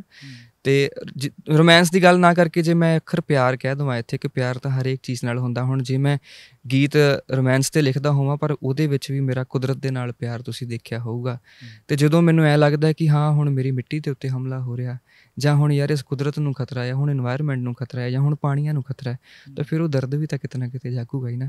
ਉਹ ਜਿਹੜੀਆਂ ਚੀਜ਼ਾਂ ਜਿਹੜੇ ਉਹ ਮੈਟਾਫਰਸ ਮੈਂ ਯੂਜ਼ ਕਰਦਾ ਹਾਂ, ਜਦੋਂ ਮੈਨੂੰ ਲੱਗਦਾ ਕਿ ਹੁਣ ਮੈਂ ਮੈਟਾਫਰ ਹੀ ਮੈਂ ਯੂਜ਼ ਕੀਤੀ ਆ ਤਾਂ ਮੈਂ ਰਿਣੀ ਹੈ ਇਹਨਾਂ ਦਾ। ਅਤੇ ਜਦੋਂ ਉਸ ਮੈਟਾਫਰ ਦੇ ਉੱਤੇ ਮੈਨੂੰ ਧੁੰਦਲਾ ਦਿਸਦਾ ਹੈ, ਕੰਮ ਦਿਸਦਾ ਵੀ ਬੱਦਲ ਬਣ ਰਹੇ ਆ ਉਹਦੇ ਉੱਤੇ, ਫਿਰ ਦਰਦ ਤਾਂ ਹੋਊਗਾ ਨਾ ਭਾਜੀ, ਕਿੱਦਾਂ ਨਹੀਂ ਹੋਊਗਾ। ਮਤਲਬ ਇਹ ਆ ਕਿ ਵੀ ਜੇ ਖੇਤਾਂ ਦੇ ਵਿੱਚ ਜਿਵੇਂ ਤੁਸੀਂ ਆਪਾਂ ਇੱਧਰ ਨੂੰ ਆਉਂਦੇ ਸੀ ਤਾਂ ਤੁਸੀਂ ਦਿਖਾਏ ਆ ਕਿ ਆਹ ਮੇਰੇ ਖੇਤ ਆ, ਵੀ ਇਹ ਗੀਤਾਂ 'ਚ ਉਹ ਖੇਤਾਂ ਦਾ ਜ਼ਿਕਰ ਕਰਨਾ ਤਾਂ ਉਹ ਖੇਤਾਂ ਲਈ ਲੜਾਈ ਵੀ ਲੜਨੀ ਪਊਗੀ। ਦੇਖੋ ਪਹਿਲਾਂ ਸਾਡਾ ਜਿਹੜਾ ਕਰਮ ਹੈ ਜਾਂ ਕਿੱਤਾ ਆ ਸਾਡਾ ਖਾਨਦਾਨੀ, ਉਹ ਤਾਂ ਕਿਸਾਨੀ ਦਾ ਹੀ ਹੈ। ਅਤੇ ਉਹ ਕਿਤੇ ਨਾ ਕਿਤੇ ਹੁਣ ਤੁਸੀਂ ਘਰੇ ਵੀ ਆਏ ਹੋ, ਤੁਸੀਂ ਦੇਖਿਆ ਹੀ ਆ ਵੀ ਮੈਂ ਘਰ ਦੇ ਵਿੱਚ ਵੀ ਜਿੰਨਾ ਕੁ ਉੜ ਪੋੜ ਕਰ ਸਕਦਾ ਮੈਂ ਉੱਥੇ ਵੀ ਕਰਦਾ ਰਿਹਾ ਨਾ। ਅਤੇ ਉਹ ਹੱਥੀਂ ਕੀਤਾ ਜਿਹੜਾ ਹੋਵੇ ਨਾ ਉਹਦਾ ਦਰਦ ਤੁਹਾਨੂੰ ਪਤਾ ਹੁੰਦਾ ਕਿਤੇ ਨਾ ਕਿਤੇ। ਸੋ ਮੈਂ ਭੱਜ ਹੀ ਨਹੀਂ ਸਕਦਾ ਹੈਗਾ, ਮਸਲਾ ਹੀ ਇੱਦਾਂ ਦਾ। ਗੀਤਕਾਰ ਤਾਂ ਮੈਂ ਗਾਇਕ ਤਾਂ ਗੀਤਕਾਰ ਤਾਂ ਬਾਅਦ 'ਚ ਆ, ਪਹਿਲਾਂ ਤਾਂ ਮੈਂ ਇੱਕ ਕਿਸਾਨ ਦਾ ਪੁੱਤ ਹੀ ਹਾਂ ਨਾ। ਇਹ ਤਾਂ ਮੈਨੂੰ ਲੱਗਦਾ ਵੀ ਸਾਰੇ ਜਿਹੜੇ ਆਪਾਂ ਪੰਜਾਬ 'ਚ ਵੱਸਦੇ ਹਾਂ, ਵੀ ਜੇ ਕੋਈ ਸਿੱਧਾ ਵੀ ਨਾ ਹੋਵੇ ਤਾਂ ਸਿੱਧੇ ਰੂਪ 'ਚ ਤਾਂ ਖੇਤੀ ਦੇ ਰਿਣੀ ਹੈਗੀ ਆ ਆਪਾਂ, ਇਹਦੇ ਕਰਜ਼ਦਾਰ ਆ। ਵੀ ਚਾਹੇ ਉਹ ਗੀਤਕਾਰ, ਤੁਸੀਂ ਤਾਂ ਕਿਹਾ ਵੀ ਗੀਤਾਂ 'ਚ ਉਹਨਾਂ ਨੇ ਹੈ ਨਾ ਵਿਸ਼ੇ ਦਿੱਤੇ ਆ ਇਸ ਸਾਨੂੰ ਗੱਲ ਨੇ, ਪਰ ਸਿਸਟਮ ਸਾਰਾ ਢਾਂਚਾ ਤਾਂ ਕਿਸਾਨੀ ਕਰਕੇ ਹੀ ਚੱਲਦਾ। ਧਰਨਿਆਂ 'ਤੇ ਸਿੰਗਰ ਆਏ ਆ ਤੁਹਾਡੇ ਨਾਲ ਹੈ ਨਾ, ਬਹੁਤ ਸਾਰੇ ਹੋਰ ਵੀ ਆਏ ਆ। ਉਮੀਦ ਸੀਗੀ ਕਿ ਇੰਨੇ ਮੁੰਡੇ ਮਤਲਬ ਜਿਨ੍ਹਾਂ ਨੂੰ ਅਸੀਂ ਬਿਲਕੁਲ ਹੀ, ਮੈਨੂੰ ਲੱਗਦਾ ਵੀ ਸ਼ਾਇਦ ਕਿਤੇ ਨਾ ਕਿਤੇ ਤਾਂ ਨਾ ਇਨਸਾਫੀ ਕਰ ਹੀ ਰਹੇ ਸੀਗੇ ਵੀ ਭਾਈ ਇਹਨਾਂ ਦਾ ਤਾਂ ਇਕੱਲਾ ਪੈਸੇ ਕਮਾਉਣ ਵੱਲ ਧਿਆਨ, ਪਰ ਉਹ ਆਏ ਬਹੁਤ। ਇਹਦੇ 'ਚ ਪਹਿਲੀ ਗੱਲ ਤਾਂ ਇਹ ਕਿ ਮੁਬਾਰਕਬਾਦ ਹੈ ਕਿ ਐਟਲੀਸਟ ਕਿਸੇ ਤਰੀਕੇ ਇੱਕ ਇਕੱਠ ਤਾਂ ਜੁੜਿਆ। ਅਸੀਂ ਇਕੱਠੇ ਤਾਂ ਹੋਏ ਕਿਸੇ ਇੱਕ ਮੰਗ ਵਾਸਤੇ ਹੀ ਹੋਏ, ਪਰ ਹੋਏ ਤਾਂ ਸਹੀ, ਸੱਚੇ ਹੋਏ ਝੂਠੇ ਹੋਏ। ਦੂਸਰੀ ਗੱਲ ਇਹ ਆ, ਮੈਂ ਉਦਣ ਵੀ ਜ਼ਿਕਰ ਹੋ ਰਿਹਾ ਸੀ ਕਿਤੇ ਬੈਠਿਆਂ, ਕਿ ਮੈਂ ਇਹਨਾਂ ਵੀਰਾਂ ਨੂੰ ਬੇਨਤੀ ਕਰੂੰਗਾ ਜਿਹੜੇ ਹੁਣ ਕਿਸਾਨੀ ਦੇ ਉੱਤੇ ਗੀਤ ਕਰ ਰਹੇ ਆ ਜਾਂ ਧਰਨਿਆਂ ਦੇ ਵਿੱਚ ਜਾ ਕੇ ਪਾਰਟੀਸਪੇਟ ਕਰ ਰਹੇ ਆ, ਇਹਨਾਂ 'ਚੋਂ ਕੁਛ ਵੀਰ ਉਹ ਨੇ ਜਿਹੜੇ ਪਹਿਲਾਂ ਇਹ ਕਹਿੰਦੇ ਰਹੇ ਨੇ ਕਿ ਗੀਤ ਸੰਗੀਤ ਦਾ ਆਮ ਲੋਕਾਂ ਦੀ ਜ਼ਿੰਦਗੀ 'ਤੇ ਕੋਈ ਪ੍ਰਭਾਵ ਨਹੀਂ ਪੈਂਦਾ, ਇਹ ਜਸਟ ਐਂਟਰਟੇਨਮੈਂਟ ਆ। ਪਰ ਹੁਣ ਕਿਉਂ ਉਹਨਾਂ ਨੂੰ ਲੱਗਦਾ ਕਿ ਪ੍ਰਭਾਵ ਪੈਂਦਾ ਅਤੇ ਉਹ ਕਿਸਾਨੀ ਦੇ ਉੱਤੇ ਗੀਤ ਕਰਨੇ ਸ਼ੁਰੂ ਹੋ ਗਏ? ਹੁਣ ਇੱਕਦਮ ਕਿਉਂ ਇਹ ਲੱਗਿਆ ਕਿ ਨਹੀਂ, ਗੀਤਕਾਰੀ ਦਾ ਜਾਂ ਗਾਉਣ ਦਾ ਪ੍ਰਭਾਵ ਪੈਂਦਾ ਹੈ ਤਾਂ ਆਪਾਂ ਇਹਦੇ ਉੱਤੇ ਕੰਮ ਕਰੀਏ ਜਾਂ ਆਪਾਂ ਇੱਥੇ ਜਾ ਕੇ ਬੋਲੀਏ? ਇਹਦਾ ਮਤਲਬ ਉਹਨਾਂ ਨੂੰ ਪਤਾ ਆ ਕਿ ਪ੍ਰਭਾਵ ਪੈਂਦਾ ਹੈ, ਬਈ ਹੁਣ ਸੁਧਰ ਜਾਓ, ਹੁਣ ਅੱਗੇ ਜੋ ਕਰਨਾ ਆਪਾਂ ਉਹਨੂੰ ਥੋੜ੍ਹਾ ਜਿਹਾ ਵਿਚਾਰ ਲਈਏ। ਜੇ ਤੁਹਾਨੂੰ ਪਤਾ ਲੱਗ ਗਿਆ ਕਿ ਅਸਰ ਪੈਂਦਾ ਹੈ ਤਾਂ ਇਹ ਚੀਜ਼ ਹੁਣ ਯਾਦ ਰੱਖਣ ਵਾਲੀ ਆ ਕਿ ਅਸਰ ਪੈਂਦਾ ਹੈ। ਜੇ ਤੁਸੀਂ ਕਹਿੰਦੇ ਹੋ ਵੀ ਜੇ ਉਹਦਾ ਨਹੀਂ ਸੀ ਪੈਂਦਾ ਤਾਂ ਫਿਰ ਇਹ ਕਿਉਂ ਕਰ ਰਹੇ? ਜੀ ਜੀ ਜੀ ਜੀ, ਇਹਦੇ ਨਾਲ ਕਿਹੜਾ ਕੋਈ ਫਰਕ ਪੈ ਜਾਊਗਾ? ਪਰ ਉਹ ਫਰਕ ਕਿੰਨਾ ਕੁ ਪੈਂਦਾ, ਤੁਸੀਂ ਕਿਵੇਂ ਦੇਖਦੇ? ਮੈਂ ਇਹਦੀ ਇੱਕ ਸਿੱਧਰੀ ਜੀ ਤੁਹਾਨੂੰ ਐਗਜ਼ਾਮਪਲ ਦਿੰਦਾ ਹਾਂ ਕਿ ਜੇ ਤੁਸੀਂ ਅੱਜ ਕੈਨੇਡਾ ਜਾਂ ਅਮਰੀਕਾ ਚੱਲ ਜਾਂਦੇ ਹੋ ਅਤੇ ਤੁਹਾਡਾ ਬੱਚਾ ਉੱਥੇ ਜਨਮ ਲੈਂਦਾ ਹੈ ਤਾਂ ਤੁਹਾਨੂੰ ਅੰਗਰੇਜ਼ੀ ਉਹਨੂੰ ਸਿਖਾਉਣੀ ਨਹੀਂ ਪੈਂਦੀ, ਉਹ ਵਾਤਾਵਰਨ 'ਚੋਂ ਸਿੱਖ ਲੈਂਦਾ। ਅਤੇ ਵਾਤਾਵਰਨ ਦੇ ਵਿੱਚ ਜੋ ਵੀ ਬੋਲਿਆ ਜਾ ਰਿਹਾ, ਜੋ ਵੀ ਦੇਖਿਆ ਜਾ ਰਿਹਾ, ਇਹਦਾ ਅਸਰ ਮਾਨਸਿਕਤਾ 'ਤੇ ਪੈਂਦਾ ਹੀ ਪੈਂਦਾ। ਸੋ ਆਪਾਂ ਕਿੱਦਾਂ ਕਹਿ ਸਕਦੇ ਹਾਂ ਕਿ ਜਿਹੜੇ ਗੀਤ ਸਾਡੇ ਅਰਾਊਂਡ ਵੱਜ ਰਹੇ ਆ ਜਾਂ ਅਸੀਂ ਸੁਣ ਰਹੇ ਹਾਂ, ਜੋ ਅਸੀਂ ਵਿਜ਼ੂਅਲਸ ਦੇਖ ਰਹੇ ਹਾਂ, ਉਹ ਅਸਰ ਨਹੀਂ ਕਰਦੇ ਹੋਣਗੇ? ਤਾਂ ਸੰਪੂਰਨ ਤੌਰ 'ਤੇ ਕਰਦੇ ਆ। ਤੁਹਾਨੂੰ ਤੁਹਾਡੀ ਸੁਚੇਤਨਾ ਨੂੰ ਪਤਾ ਹੋਵੇ ਨਾ ਹੋਵੇ, ਪਰ ਕਿਤੇ ਨਾ ਕਿਤੇ ਅਸਰ ਤਾਂ ਹੋ ਹੀ ਰਿਹਾ ਹੁੰਦਾ। ਵੀਰ ਸਿੰਘ ਦੀ ਇੰਨੀ ਉਮਰ ਹੋ ਗਈ, ਤੁਸੀਂ ਜਿੰਨੇ ਕੁ ਪੰਜਾਬ ਦੇ ਵਿੱਚ ਪਹਿਲਾਂ ਵੀ ਗੱਲਾਂ ਤਾਂ ਉੱਠਦੀਆਂ, ਕਈ ਨਿੱਕੇ ਪੱਧਰ ਤੇ ਵੱਡੇ ਪੱਧਰ ਤੇ ਕਿਸਾਨੀ ਨੂੰ ਲੈ ਕੇ ਵੀ ਸੰਘਰਸ਼ ਹੋਇਆ, ਕਦੇ ਐਡਾ ਉਭਾਰ ਦੇਖਿਆ ਸੀ? ਨਹੀਂ, ਐਡਾ ਇਕੱਠ ਮੈਂ ਕਦੇ ਨਹੀਂ ਦੇਖਿਆ ਸੀਗਾ। ਮੇਰੀ 29 ਸਾਲ ਉਮਰ ਹੋ ਗਈ ਆ ਅਤੇ ਪਹਿਲਾਂ ਤਾਂ ਮੈਂ ਫਰੈਂਕਲੀ ਜੇ 2013 ਤੋਂ ਪਹਿਲਾਂ ਦੀ ਗੱਲ ਕਰਾਂ ਤਾਂ ਪੜ੍ਹਾਈ ਦੇ ਵਿੱਚ ਹੀ ਜ਼ਿਆਦਾ ਰੁੱਝੇ ਰੱਝੇ ਰਹੇ। ਕਦੀ ਇਹਨਾਂ ਚੀਜ਼ਾਂ ਬਾਰੇ ਸੋਚਿਆ ਦੇਖਿਆ ਨਹੀਂ। ਉਹ ਤਾਂ ਲੱਗਦਾ ਸੀ ਵੀ ਸਾਰਾ ਕੁਛ ਤਾਂ ਠੀਕ ਆ, ਪਤਾ ਨਹੀਂ ਆ ਕੁਛ ਕੁ ਬੰਦੇ ਕਿਉਂ ਰੌਲੀ ਪਾਉਂਦੇ ਰਹਿੰਦੇ ਆ। ਪਰ ਉਹ ਜਦੋਂ ਆਪ 'ਤੇ ਬੀਤਦੀ ਆ ਫਿਰ ਹੀ ਸਮਝ ਆਉਂਦੀ ਆ, ਜਦੋਂ ਤੁਸੀਂ ਉਹਨਾਂ ਚੀਜ਼ਾਂ 'ਚੋਂ ਲੰਘਦੇ ਵਿਚਰਦੇ ਆ, ਪੜ੍ਹਦੇ ਆ, ਫਿਰ ਪਤਾ ਲੱਗਦਾ ਕਿ ਹਾਂ ਯਾਰ ਮਸਲੇ ਗੰਭੀਰ ਸੀਗੇ, ਅਸੀਂ ਸੁੱਤੇ ਹੋਏ ਸੀਗੇ। ਮੈਂ ਤਾਂ ਹੁਣ ਵੀ ਇਹ ਮਹਿਸੂਸ ਕਰਦਾ ਕਿ ਨਹੀਂ, ਮੈਂ ਦੇਰ ਨਾਲ ਜਾਗਿਆ, ਮੈਨੂੰ ਬਹੁਤ ਪਹਿਲਾਂ ਜਾਗਣਾ ਚਾਹੀਦਾ ਸੀਗਾ। ਇੰਜੀਨੀਅਰਿੰਗ ਸਟੂਡੈਂਟ ਸੀਗਾ, ਸ਼ਾਇਦ ਕਦੀ ਇੰਨਾ ਵਕਤ ਹੀ ਨਹੀਂ ਦੇਣ ਦੀ ਕੋਸ਼ਿਸ਼ ਕੀਤੀ ਆਪਣੇ ਆਪ ਨੂੰ ਜਾਂ ਪੰਜਾਬ ਨੂੰ, ਹੋਰਾਂ ਹੀ ਮਸਲਿਆਂ ਦੇ ਵਿੱਚ ਜਿਹੜੇ ਅਸੀਂ ਉਲਝੇ ਰਹੇ। ਪਰ ਚਲੋ ਹੁਣ ਵੀ ਜਾਗ ਗਏ ਆ ਤਾਂ ਜਿੰਨਾ ਚਿਰ ਚੱਲ ਸਕਾਂਗੇ ਚੱਲਾਂਗੇ ਜੀ। ਨੌਜਵਾਨਾਂ ਕੋਲੇ ਬਈ ਰਾਹ ਕਿਹੜੀ ਆ? ਮਤਲਬ ਮੈਂ ਇੱਥੇ ਦੋ ਤਰ੍ਹਾਂ ਦੇ ਅੱਜ ਕੱਲ੍ਹ ਮੁੰਡੇ ਦੇਖਦਾ, ਹੈ ਨਾ। ਇੱਕ ਤਾਂ ਕਹਿ ਦਿੰਦੇ ਆ ਵੀ ਅਸੀਂ ਬਾਹਰ ਜਾਣਾ, ਹੈ ਨਾ। ਹੁਣ ਜੇ ਕਿਸੇ ਨੇ ਫੈਸਲਾ ਹੀ ਕਰ ਲਿਆ, ਉਹਨੂੰ ਤਾਂ ਨਾ ਕੋਈ ਰੋਕਣ ਦਾ ਫਾਇਦਾ, ਨਾ ਹੀ ਕੋਈ ਬਾਹਲਾ ਉੱਤੇ, ਹੈ ਨਾ। ਇੱਧਰ ਵੀ ਰਹਿਣਾ ਚਾਹੁੰਦੇ ਆ। ਪਹਿਲੀ ਗੱਲ ਤਾਂ ਤੁਹਾਨੂੰ ਦੋਨਾਂ 'ਚੋਂ ਕਿਹੜਾ ਰਾਹ ਠੀਕ ਲੱਗਦਾ? ਹਾਲਾਂਕਿ ਕਾਫੀ ਜ਼ਿਆਦਾ ਇਹ 'ਚ ਵੀ ਸਮੱਸਿਆ ਤਾਂ ਖੜੀ ਹੋਊਗੀ, ਮੈਨੂੰ ਪਤਾ ਹੈ, ਕਿਉਂਕਿ ਹਰ ਗੱਲ ਦਾ ਜਵਾਬ ਵਾਈਟ ਜਾਂ ਬਲੈਕ ਤਾਂ ਹੋ ਨਹੀਂ ਸਕਦਾ, ਗਰੇ ਹੁੰਦਾ ਹਮੇਸ਼ਾ। ਅਤੇ ਜਿਹੜੇ ਇੱਧਰਲੇ ਆ ਉਹਨਾਂ ਕੋਲੇ ਕੀ ਰਾਹ ਗਾ? ਜਿਹਨੇ ਇਹਦੇ 'ਚ ਪਹਿਲੀ ਗੱਲ ਤਾਂ ਮੈਂ ਇੱਕ ਆਪਣਾ ਓਪੀਨੀਅਨ ਦਰਸਾਉਣਾ ਚਾਹੁੰਦਾ ਹਾਂ ਕਿ ਜਦੋਂ ਕੋਈ ਨੌਜਵਾਨ ਸੋਚਦਾ ਕਿ ਯਾਰ ਇੱਥੇ ਹੀ ਹੁਣ ਕੁਛ ਨਹੀਂ ਹੋ ਸਕਦਾ ਪੰਜਾਬ ਦਾ, ਹੁਣ ਮੈਨੂੰ ਬਾਹਰ ਚਲੇ ਜਾਣਾ ਚਾਹੀਦਾ, ਉਹਦੇ 'ਚ ਦੋ ਗੱਲਾਂ ਹੈ। ਪਹਿਲਾ ਤਾਂ ਆਪਣਾ ਨਿੱਜੀ ਫਾਇਦਾ ਹੈ ਵੀ ਤੁਸੀਂ ਸਿਰਫ ਆਪਣਾ ਨਿੱਜ ਦੇਖ ਰਹੇ ਹੋ, ਤੁਸੀਂ ਨਿੱਜ ਤੋਂ ਉੱਪਰ ਉੱਠ ਕੇ ਕੋਈ ਗੱਲ ਨਹੀਂ ਦੇਖ ਰਹੇ ਹੈਗੇ, ਤੁਸੀਂ ਮਸਲਿਆਂ ਦੇ ਉੱਪਰ ਖੜਨ ਦੀ ਗੱਲ ਨਹੀਂ ਕਰ, ਤੁਸੀਂ ਢਿੱਲੇ ਹੋ ਉਸ ਮਸਲੇ ਦੇ ਵਿੱਚ। ਤੁਸੀਂ ਆਪਣਾ ਆਪ ਦੇਖਿਆ ਵੀ ਮੇਰਾ ਕਿੱਥੇ ਬੈਟਰਮੈਂਟ ਮੇਰੀ ਕਿੱਥੇ ਹੋ ਸਕਦੀ ਹੈ, ਤੁਸੀਂ ਉਹਦੇ ਅਕੋਰਡਿੰਗਲੀ ਆਪਣਾ ਆਪ ਚਲੇ ਗਏ। ਪਰ ਜੇ ਤੁਸੀਂ ਇਹ ਕਹਿੰਦੇ ਆ ਕਿ ਨਹੀਂ ਮੈਨੂੰ ਪੰਜਾਬ ਦਾ ਦਰਦ ਹੈਗਾ, ਪਰ ਯਾਰ ਇੱਥੇ ਰਹਿ ਕੇ ਕੁਛ ਹੋ ਨਹੀਂ ਸਕਦਾ, ਮੈਨੂੰ ਬਾਹਰ ਜਾਣਾ ਪੈਣਾ, ਤਾਂ ਉੱਥੇ ਮੈਂ ਇੱਕ ਗੱਲ ਕਹੂੰਗਾ ਕਿ ਜੇ ਤੁਹਾਡੇ ਘਰ ਦੇ ਵਿੱਚ ਵੜ ਕੇ ਕੋਈ ਬੰਦਾ ਖਰਾਬੀ ਕਰੇ ਤਾਂ ਆਪਾਂ ਘਰ ਤੋਂ ਬਾਹਰ ਤਾਂ ਨਹੀਂ ਨਿਕਲ ਜਾਵਾਂਗੇ ਨਾ। ਘਰ ਦੇ ਵਿੱਚ ਰਹਿ ਕੇ ਉਹਨੂੰ ਸਾਫ਼ ਕਰਨ ਦੀ ਕੋਸ਼ਿਸ਼ ਕਰਾਂਗੇ ਜਾਂ ਉਸ ਬੰਦੇ ਨੂੰ ਕੱਢਣ ਦੀ ਕੋਸ਼ਿਸ਼ ਕਰਾਂਗੇ। ਅਤੇ ਜੇ ਤਾਂ ਤੁਹਾਡੇ ਅੰਦਰ ਵਾਕਈ ਪੰਜਾਬ ਲਈ ਉਹ ਦਰਦ ਹੈਗਾ ਤਾਂ ਉਹ ਵੀ ਪਲੀਜ਼ ਆਪਾਂ ਆ ਕੇ ਇੱਥੇ ਸਾਰੇ, ਕਿਉਂਕਿ ਅਵੇਅਰਨੈਸ ਹੈ ਇੱਕ ਤਰ੍ਹਾਂ ਦੀ, ਇਹ ਸਾਨੂੰ ਅਵੇਅਰਨੈਸ ਸਾਰੇ ਕਿਤੇ ਦੇਣੀ ਪਊਗੀ, ਕਿਉਂਕਿ ਅਜੇ ਵੀ ਪੰਜਾਬ ਦੇ ਵਿੱਚ ਸਾਡੇ ਬਹੁਤ ਬੱਚੇ ਜਿਹੜੇ ਆ ਉਹ ਮਾਨਸਿਕ ਗੁਲਾਮ ਨੇ। ਉਹਨਾਂ ਨੂੰ ਕਈ ਵਾਰੀ ਲੱਗਦਾ ਹੈ ਕਿ ਗੌਰਮੈਂਟ ਦੀਆਂ ਪੋਲਿਸੀਜ਼ ਦੇ ਅਗੇਂਸਟ ਤੁਸੀਂ ਬੋਲਦੇ ਆ ਤਾਂ ਕੁਛ ਇਲੀਗਲ ਕਰ ਰਹੇ ਆ, ਆਪਣਾ ਹੱਕ ਲੈਣਾ ਵੀ ਸਾਨੂੰ ਇਲੀਗਲ ਲੱਗਦਾ ਆ। ਇਹ ਸਾਊਥ ਏਸ਼ੀਆ ਦੀ ਪ੍ਰੋਬਲਮ ਨਹੀਂ ਲੱਗਦੀ ਤੁਹਾਨੂੰ, ਜਿਹੜੇ ਆਪਣਾ ਪੂਰੇ ਖਿੱਤੇ 'ਚ ਵੀ ਇੱਥੇ ਕੋਈ ਵੀ ਹੱਕ ਦੀ ਗੱਲ ਕਰਨਾ? ਮੈਂ ਕਹਿੰਦਾ ਕਿ ਜਿਹੜਾ ਆਪਣਾ ਰੀਜਨ ਹੈ ਨਾ, ਖਾਸ ਕਰਕੇ ਪੰਜਾਬ ਵਾਲਾ, ਸਾਡਾ ਤਾਂ ਚਲੋ ਲਾਹੌਰ ਨੇੜੇ ਹੋਣ ਕਰਕੇ ਵੀ ਸਾਡਾ ਵਾਲਾ ਰੀਜ਼ਨ ਤਾਂ ਰਿਹਾ ਹੀ ਮਤਲਬ ਡਟ ਕੇ ਹੈ ਨਾ ਹਮੇਸ਼ਾ ਜੰਗਾਂ ਯੁੱਧਾਂ ਦੇ ਵਿੱਚ। ਪਰ ਫਿਰ ਵੀ ਹੌਲੀ ਹੌਲੀ ਕਰਦੇ ਆ ਜਿਹੜੇ ਬਿਲਕੁਲ ਬਾਗੀ ਸੋਚ ਦੇ ਬੰਦੇ ਸੀਗੇ ਉਹ ਵੀ ਹੁਣ ਗੁਲਾਮ ਮਾਨਸਿਕਤਾ ਵਾਲੇ ਨੇ। ਉਹਨਾਂ ਨੂੰ ਵੀ ਲੱਗਦਾ ਕਿ ਸਾਡਾ ਘਰ ਠੀਕ ਹੈ ਤਾਂ ਠੀਕ ਹੈ ਨਾ ਯਾਰ, ਅਸੀਂ ਮੁਹੱਲੇ ਦਾ ਠੇਕਾ ਥੋੜ੍ਹੀ ਲਿਆ, ਜਾਂ ਅਸੀਂ ਦੇਸ਼ ਦਾ ਜਾਂ ਅਸੀਂ ਸਟੇਟ ਦਾ ਠੇਕਾ ਥੋੜ੍ਹੀ ਲਿਆ। ਪਰ ਇਹ ਸਾਰੇ ਸੋਚ ਕੇ ਬਹਿ ਜਾਣਗੇ ਫਿਰ ਤਾਂ ਘਰ ਤੱਕ ਵੀ ਅੱਗੇ ਇੱਕ ਨਾ ਇੱਕ ਦਿਨ ਤਾਂ ਪਹੁੰਚ ਹੀ ਜਾਣੀ ਹੈ ਨਾ। ਪਰ ਇਹ ਵੀ ਸਥਿਤੀ ਇੱਕ ਤੁਹਾਨੂੰ ਨਹੀਂ ਲੱਗਦਾ ਵੀ ਲੰਬੇ ਸਮੇਂ ਦੇ ਸੰਘਰਸ਼ ਤੋਂ ਬਾਅਦ ਆਈ ਹੈ, ਜਦੋਂ ਨਿਕਲਿਆ ਹੀ ਕੁਛ ਨਹੀਂ? ਸ਼ਾਇਦ ਲੋਕਾਂ ਨੇ ਪਹਿਲਾਂ ਕੋਸ਼ਿਸ਼ ਕਰ ਲਈ ਹੋਵੇ, ਐਂਡ 'ਤੇ ਇੱਕ ਸਟੇਟ ਆਉਂਦੀ ਆ, ਮਤਲਬ ਅਵਸਥਾ ਆਉਂਦੀ ਆ ਉੱਥੇ ਬੰਦਾ ਕੀ ਹੁੰਦਾ, ਬੰਦੇ ਫਿਰ ਭੱਜਦੇ ਆ ਉਹ ਥਾਂ ਤੋਂ ਵੀ ਹੁਣ ਇੱਥੇ ਕਿਸੇ ਵੀ ਚੀਜ਼ ਦੀ ਕੋਈ ਸੰਭਾਵਨਾ ਨਹੀਂ ਬਚੀ। ਵੀਰ ਸਿੰਘ ਨੂੰ ਕੀ ਲੱਗਦਾ ਸੰਭਾਵਨਾ ਬਚੀ ਹੈ ਕੋਈ? ਸੰਭਾਵਨਾ ਤਾਂ ਹੈਗੀ ਆ, ਪਰ ਸੰਭਾਵਨਾ ਸਿਰਫ ਇਹ ਹੈ ਕਿ ਇਹ ਇੱਕ ਸ਼ਾਰਟ ਟਰਮ ਪਲਾਨ ਨਹੀਂ ਆਪਾਂ ਇਹਨੂੰ ਕੰਸੀਡਰ ਕਰ ਸਕਦੇ। ਇਹ ਇੱਕ ਲੌਂਗ ਟਰਮ ਪਲਾਨ ਹੋਊਗਾ ਜਿਹਦੇ ਤਹਿਤ ਸਾਨੂੰ ਬੜੇ ਤਰੀਕੇ ਨਾਲ, ਬੜੇ ਵਿਚਾਰ ਨਾਲ ਨੀਤੀਆਂ ਗੰਢਣੀਆਂ ਪੈਣਗੀਆਂ, ਬੈਠ ਕੇ ਵਿਚਾਰ ਵਟਾਂਦਰੇ ਕਰਨੇ ਪੈਣਗੇ। ਮੈਂ ਕੋਈ ਪੋਲੀਟੀਕਲ ਆਗੂ ਤਾਂ ਹੈ ਨਹੀਂ, ਜਾਂ ਮੈਂ ਕੋਈ ਇੰਨਾ ਬੁੱਧੀਜੀਵੀ ਵੀ ਨਹੀਂ ਆ, ਮੈਂ ਇੱਕ ਆਮ ਜਿਹਾ ਲੇਖਕ ਹਾਂ। ਪਰ ਜਿਹੜੇ ਹੈਗੇ ਆ ਸਗੋਂ ਉਹਨਾਂ ਨੂੰ ਬੈਠ ਕੇ ਵਿਚਾਰ ਕਰਨੇ ਚਾਹੀਦੇ ਆ ਕਿ ਪੰਜਾਬ ਦੀਆਂ ਇਹਨਾਂ ਸਮੱਸਿਆਵਾਂ ਦਾ ਹੱਲ ਕੀ ਆ, ਕਿੱਦਾਂ ਨਿਕਲ ਸਕਦਾ, ਅਤੇ ਉਸ ਚੀਜ਼ ਦੀ ਅਵੇਅਰਨੈਸ ਬੱਚਿਆਂ ਨੂੰ ਕਾਲਜਾਂ ਵਿੱਚ, ਸਕੂਲਾਂ ਵਿੱਚ, ਯੂਨੀਵਰਸਿਟੀਆਂ ਵਿੱਚ ਜਾ ਕੇ ਦੇਣ ਦੀ ਲੋੜ ਆ। ਚਲੋ ਜਿਹੜੀ ਪੀੜ੍ਹੀ ਵਿਗੜ ਗਈ, ਜਿਹੜੀ ਹੁਣ ਆਉਣ ਵਾਲੀ ਆਪਾਂ ਉਹਨੂੰ ਤਾਂ ਸੁਧਾਰ ਲਈਏ। ਜੇ ਉਹ ਸੁਧਰ ਜਾਂਦੀ ਆ ਤਾਂ ਫਿਰ ਮੇਰੇ ਖਿਆਲ ਨਾਲ ਆਪਣੇ ਮਸਲੇ ਕਿਤੇ ਨਾ ਕਿਤੇ ਹੱਥ 'ਚ ਆ ਹੀ ਜਾਣਗੇ। ਪਰ ਇਹ ਹੈ ਕਿ ਇਹਦੇ ਲਈ ਸਭ ਤੋਂ ਪਹਿਲਾਂ ਤਾਂ ਏਕਾ ਜ਼ਰੂਰੀ ਹੈ, ਕਿਉਂਕਿ ਇੱਕ ਬੰਦਾ ਕੰਮ ਕਰਦਾ, ਦੂਸਰਾ ਲੱਤ ਖਿੱਚ ਲੈਂਦਾ, ਅਤੇ ਉਹ ਫਿਰ ਤੀਸਰੀ ਵਾਰੀ ਕਹਿੰਦਾ ਛੱਡ ਠਾ, ਮੈਂ ਠੇਕਾ ਲਿਆ, ਮੈਂ ਕੀ ਕਰਨਾ, ਵੀ ਜੇ ਮੇਰੀਆਂ ਲੱਤਾਂ ਹੀ ਖਿੱਚਣੀਆਂ ਤਾਂ ਮੈਂ ਕਿਉਂ ਕਰਨਾ। ਇਹ 'ਚ ਸਭ ਤੋਂ ਪਹਿਲੀ ਗੱਲ ਤਾਂ ਇਹ ਆ ਕਿ ਪੋਲੀਟੀਕਲ ਧੜਿਆਂ ਤੋਂ, ਜ਼ਾਤ ਪਾਤ ਤੋਂ, ਕਿ ਇਹ ਫਲਾਣੀ ਜ਼ਾਤ ਦਾ, ਮੈਂ ਉਹਦਾ ਹਾਂ, ਮੈਂ ਉਸ ਧਰਮ ਦਾ, ਇਸ ਧਰਮ ਦਾ, ਇਹ ਸਾਰੀਆਂ ਚੀਜ਼ਾਂ ਤੋਂ ਉੱਪਰ ਉੱਠ ਕੇ ਜੇ ਕੰਮ ਕਰਨਾ ਤਾਂ ਇਨਸਾਨੀਅਤ ਵਾਸਤੇ ਕੀਤਾ ਜਾਵੇ। ਇਹਦੇ 'ਚ ਤੁਸੀਂ ਦੇਖਿਆ ਜਿਹੜੀਆਂ ਗੱਲਾਂ ਤੁਸੀਂ ਕਹਿ ਰਹੇ ਹੋ ਵੀ ਸਾਨੂੰ ਜਾਤ ਪਾਤ ਤੋਂ, ਧਰਮ ਤੋਂ ਪਰੇ ਹੋ ਕੇ ਗੱਲ ਕਰਨ ਦੀ ਲੋੜ ਹੈ, ਕੰਮ ਕਰਨ ਦੀ ਲੋੜ ਹੈ, ਆਹ ਧਰਨੇ 'ਚ ਦੇਖਿਆ ਤੁਸੀਂ ਵੀ ਸ਼ਾਇਦ ਲੋਕ ਇਹ ਤੋਂ ਪਰੇ ਹੋਏ ਹੋਣ? ਦੇਖੋ, ਧਰਨਿਆਂ 'ਚ ਜਿੰਨਿਆਂ 'ਚ ਮੈਂ ਗਏ ਹਾਂ, ਮੈਨੂੰ ਨਹੀਂ ਪਤਾ ਕਿ ਹੁਣ ਇੱਥੇ ਐਂਕਰ ਜਿਹੜਾ ਹੈ ਉਹ ਕਿਸ ਜ਼ਾਤ ਦਾ ਜਾਂ ਕਿਸ ਧਰਮ ਦਾ। ਮੈਨੂੰ ਨਹੀਂ ਪਤਾ ਕਿ ਆਹ ਜਿਹੜੇ ਬੰਦੇ ਜਿੰਨੇ 40-50 ਮੇਰੇ ਅੱਗੇ ਖੜੇ ਨੇ, ਇਹਨਾਂ 'ਚ ਕੌਣ ਕਿਹੜੀ ਜ਼ਾਤ ਦਾ, ਕਿਹੜਾ ਨਹੀਂ ਹੈ। ਪਰ ਮੈਨੂੰ ਤਾਂ ਪਿਆਰ ਸਾਰਿਆਂ ਨਾਲ ਹੀ ਹੈ ਨਾ, ਮੈਂ ਤਾਂ ਸਾਰਿਆਂ ਦਾ ਹਾਂ, ਮੈਨੂੰ ਉਹ ਵੀ ਸਾਰੇ ਪਿਆਰ ਦੇ ਰਹੇ ਆ ਅੱਗੋਂ। ਤਾਂ ਫਿਰ ਮੈਂ ਕਿਉਂ ਕਿੰਤੂ ਪਰੰਤੂ ਕਰਾਂ ਵੀ ਕਿਹੜਾ ਬੰਦਾ ਇੱਥੋਂ ਆਇਆ, ਕਿਹੜਾ ਉੱਥੋਂ ਆਇਆ। ਮੈਂ ਉਹਨਾਂ ਨੂੰ ਐਵੇਂ ਉਹਨਾਂ ਦੇ ਵਿੱਚੋਂ ਵਿਤਕਰਾ ਜਿਹਾ ਕਿਉਂ ਬਣਾ ਕੇ ਰੱਖਾਂ। ਠੀਕ ਹੈ, ਡਾਇਵਰਸਿਟੀ ਸਾਡੀ ਬਹੁਤ ਸੋਹਣੀ ਆ ਇੰਡੀਆ ਦੀ, ਅਤੇ ਉਸ ਡਾਇਵਰਸਿਟੀ ਨੂੰ ਸੈਲੀਬ੍ਰੇਟ ਕਰਨ ਦੀ ਲੋੜ ਆ, ਨਾ ਕਿ ਡਿਸਕ੍ਰਿਮੀਨੇਟ। ਅਸੀਂ ਉਸ ਡਾਇਵਰਸਿਟੀ ਨੂੰ ਡਿਸਕ੍ਰਿਮੀਨੇਟ ਕੀਤਾ, ਸੈਲੀਬ੍ਰੇਟ ਨਹੀਂ ਕੀਤਾ। ਸੋ ਸੈਲੀਬ੍ਰੇਸ਼ਨ ਬਣਦੀ ਆ ਉਹਦੀ ਕਿ ਇੰਨੀਆਂ ਵੱਖ-ਵੱਖ ਜ਼ਾਤੀਆਂ, ਇੰਨੇ ਵੱਖ-ਵੱਖ ਧਰਮ ਹੋਣ ਦੇ ਬਾਵਜੂਦ ਵੀ ਅਸੀਂ ਇਕੱਠੇ ਰਹਿ ਰਹੇ ਹਾਂ ਯਾਰ, ਹੈ ਨਾ। ਪਿੰਡਾਂ ਦੇ ਵਿੱਚ ਤਾਂ ਅਜੇ ਵੀ ਮੈਂ ਕਈ ਥਾਵਾਂ 'ਤੇ ਦੇਖਿਆ ਆ ਕਿ ਲਾਲੇ ਜਿਹੜੇ ਆ ਉਹ ਬ੍ਰਾਹਮਣ ਪਰਿਵਾਰ ਜਿਹੜੇ ਆ ਉਹ ਭੋਗ 'ਤੇ ਵੀ ਆਉਂਦੇ ਆ, ਅਤੇ ਸਾਨੂੰ ਵੀ ਉਹਨਾਂ ਦੇ ਜਾਣਾ ਪੈਂਦਾ। ਇਹ ਆਪਸੀ ਭਾਈਚਾਰਾ ਹੈ। ਸਾਡੇ ਤਾਂ ਮਤਲਬ ਪਿੰਡਾਂ ਕੰਨੀ ਸ਼ਾਇਦ ਹੋਰ ਵੀ ਆ, ਇੱਧਰ ਤਾਂ ਨਾ ਹੋਵੇ। ਸਾਡੇ ਤਾਂ ਇੱਕ ਨਵਾਂ ਜਿਹਾ ਕੰਸੈਪਟ ਆ, ਹਾਲਾਂਕਿ ਉਹ 'ਚ ਕਾਸਟਿਜ਼ਮ ਤਾਂ ਨਾ 'ਚੋਂ ਝਲਕੂਗੀ ਜੱਟ ਬਾਹਮਣ ਦਾ। ਸਾਰੇ ਜਿਹੜੇ ਮਤਲਬ ਬ੍ਰਾਹਮਣ ਨੇ, ਹਿੰਦੂ ਭਾਈਚਾਰੇ ਦੇ ਲੋਕ, ਉਹ ਖੇਤੀਆਂ ਕਰਦੇ ਆ, ਉਹਨਾਂ ਕੋਲੇ ਜ਼ਮੀਨਾਂ, ਅਤੇ ਉਹਨਾਂ ਦੀਆਂ ਦਾੜੀਆਂ ਤੇ ਪੱਗਾਂ ਦੇਖ ਕੇ ਵੀ ਕਈ ਵਾਰੀ ਆਪ ਨੂੰ ਵੀ ਮਤਲਬ ਹੁੰਦਾ ਨਾ ਵੀ ਇੱਕ ਭੈੜਾ ਜਿਹਾ ਜੱਟ ਆਉਂਦਾ। ਬੜਾ ਸੋਹਣਾ ਨਾ ਇੱਕ ਪਿਆਰ ਆ ਸਾਡੇ ਪਿੰਡਾਂ ਦੇ ਵਿੱਚ। ਉਹ ਪਿਆਰ ਜਦੋਂ ਆਪਾਂ ਵੱਡੇ ਲੈਵਲ 'ਤੇ, ਸਟੇਟ ਲੈਵਲ 'ਤੇ ਦੇਖਦੇ ਹਾਂ, ਤਾਂ ਫਿਰ ਉਹ ਜਿਹੜੀਆਂ ਏਜੰਸੀਜ਼ ਬਣੀਆਂ ਹੋਈਆਂ ਜਾਂ ਕਮਿਊਨਿਟੀਜ਼ ਬਣੀਆਂ ਹੋਈਆਂ, ਉਹਨਾਂ ਦੇ ਆਗੂ ਕਿਤੇ ਨਾ ਕਿਤੇ ਉਹ ਪਾੜਾ ਜਿਹਾ ਪਾ ਛੱਡਦੇ ਆ। ਉਹ ਫਿਰ ਉਹ ਲੜਾਈ ਉੱਥੋਂ ਸ਼ੁਰੂ ਹੁੰਦੀ ਬਹੁਤ ਬਰੀਕ ਚੱਲ ਜਾਂਦੀ ਹੈ। ਉਹ ਫਿਰ ਗਵਾਂਢੀ ਨਾਲ ਵੀ ਤੁਸੀਂ ਨਾ ਕਣੀ ਜਿਹੀ ਅੱਖ ਕਰਕੇ ਦੇਖਣ ਲੱਗ ਜਾਂਦੇ ਵੀ ਹਾਂ ਇਹ ਉਹਨਾਂ ਦਾ ਬੰਦਾ।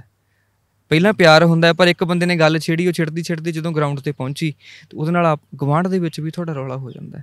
ਸੋ ਮੈਂ ਕਹਿੰਦਾ ਕਿ ਆਪਾਂ ਇਹਨਾਂ ਸਾਰੀਆਂ ਗੱਲਾਂ ਨੂੰ ਛੱਡ ਕੇ ਸਿਰਫ ਪਿਆਰ ਵੰਡਣ ਦੀ ਗੱਲ ਕਰੀਏ। ਮੈਂ ਇਹ ਗੱਲ ਸਿਰਫ ਸਿੱਖ ਹੋਣ ਦੇ ਨਾਤੇ ਨਹੀਂ ਕਹਿ ਰਿਹਾ, ਮੈਂ ਇੱਕ ਇਨਸਾਨ ਹੋਣ ਦੇ ਨਾਤੇ ਵੀ ਕਹਿੰਦਾ ਕਿ ਪਹਿਲਾ ਧਰਮ ਇਨਸਾਨੀਅਤ ਆ, ਪਿਆਰ ਆ। ਜੇ ਅਸੀਂ ਉਹਨੂੰ ਸਮਝ ਨਹੀਂ ਸਕੇ, ਜੇ ਸਾਡੇ ਅੰਦਰ ਦਇਆ ਨਹੀਂ ਆ ਸਕੀ, ਤਾਂ ਧਰਮ ਕਦੀ ਵੀ ਨਹੀਂ ਆ ਸਕਦਾ।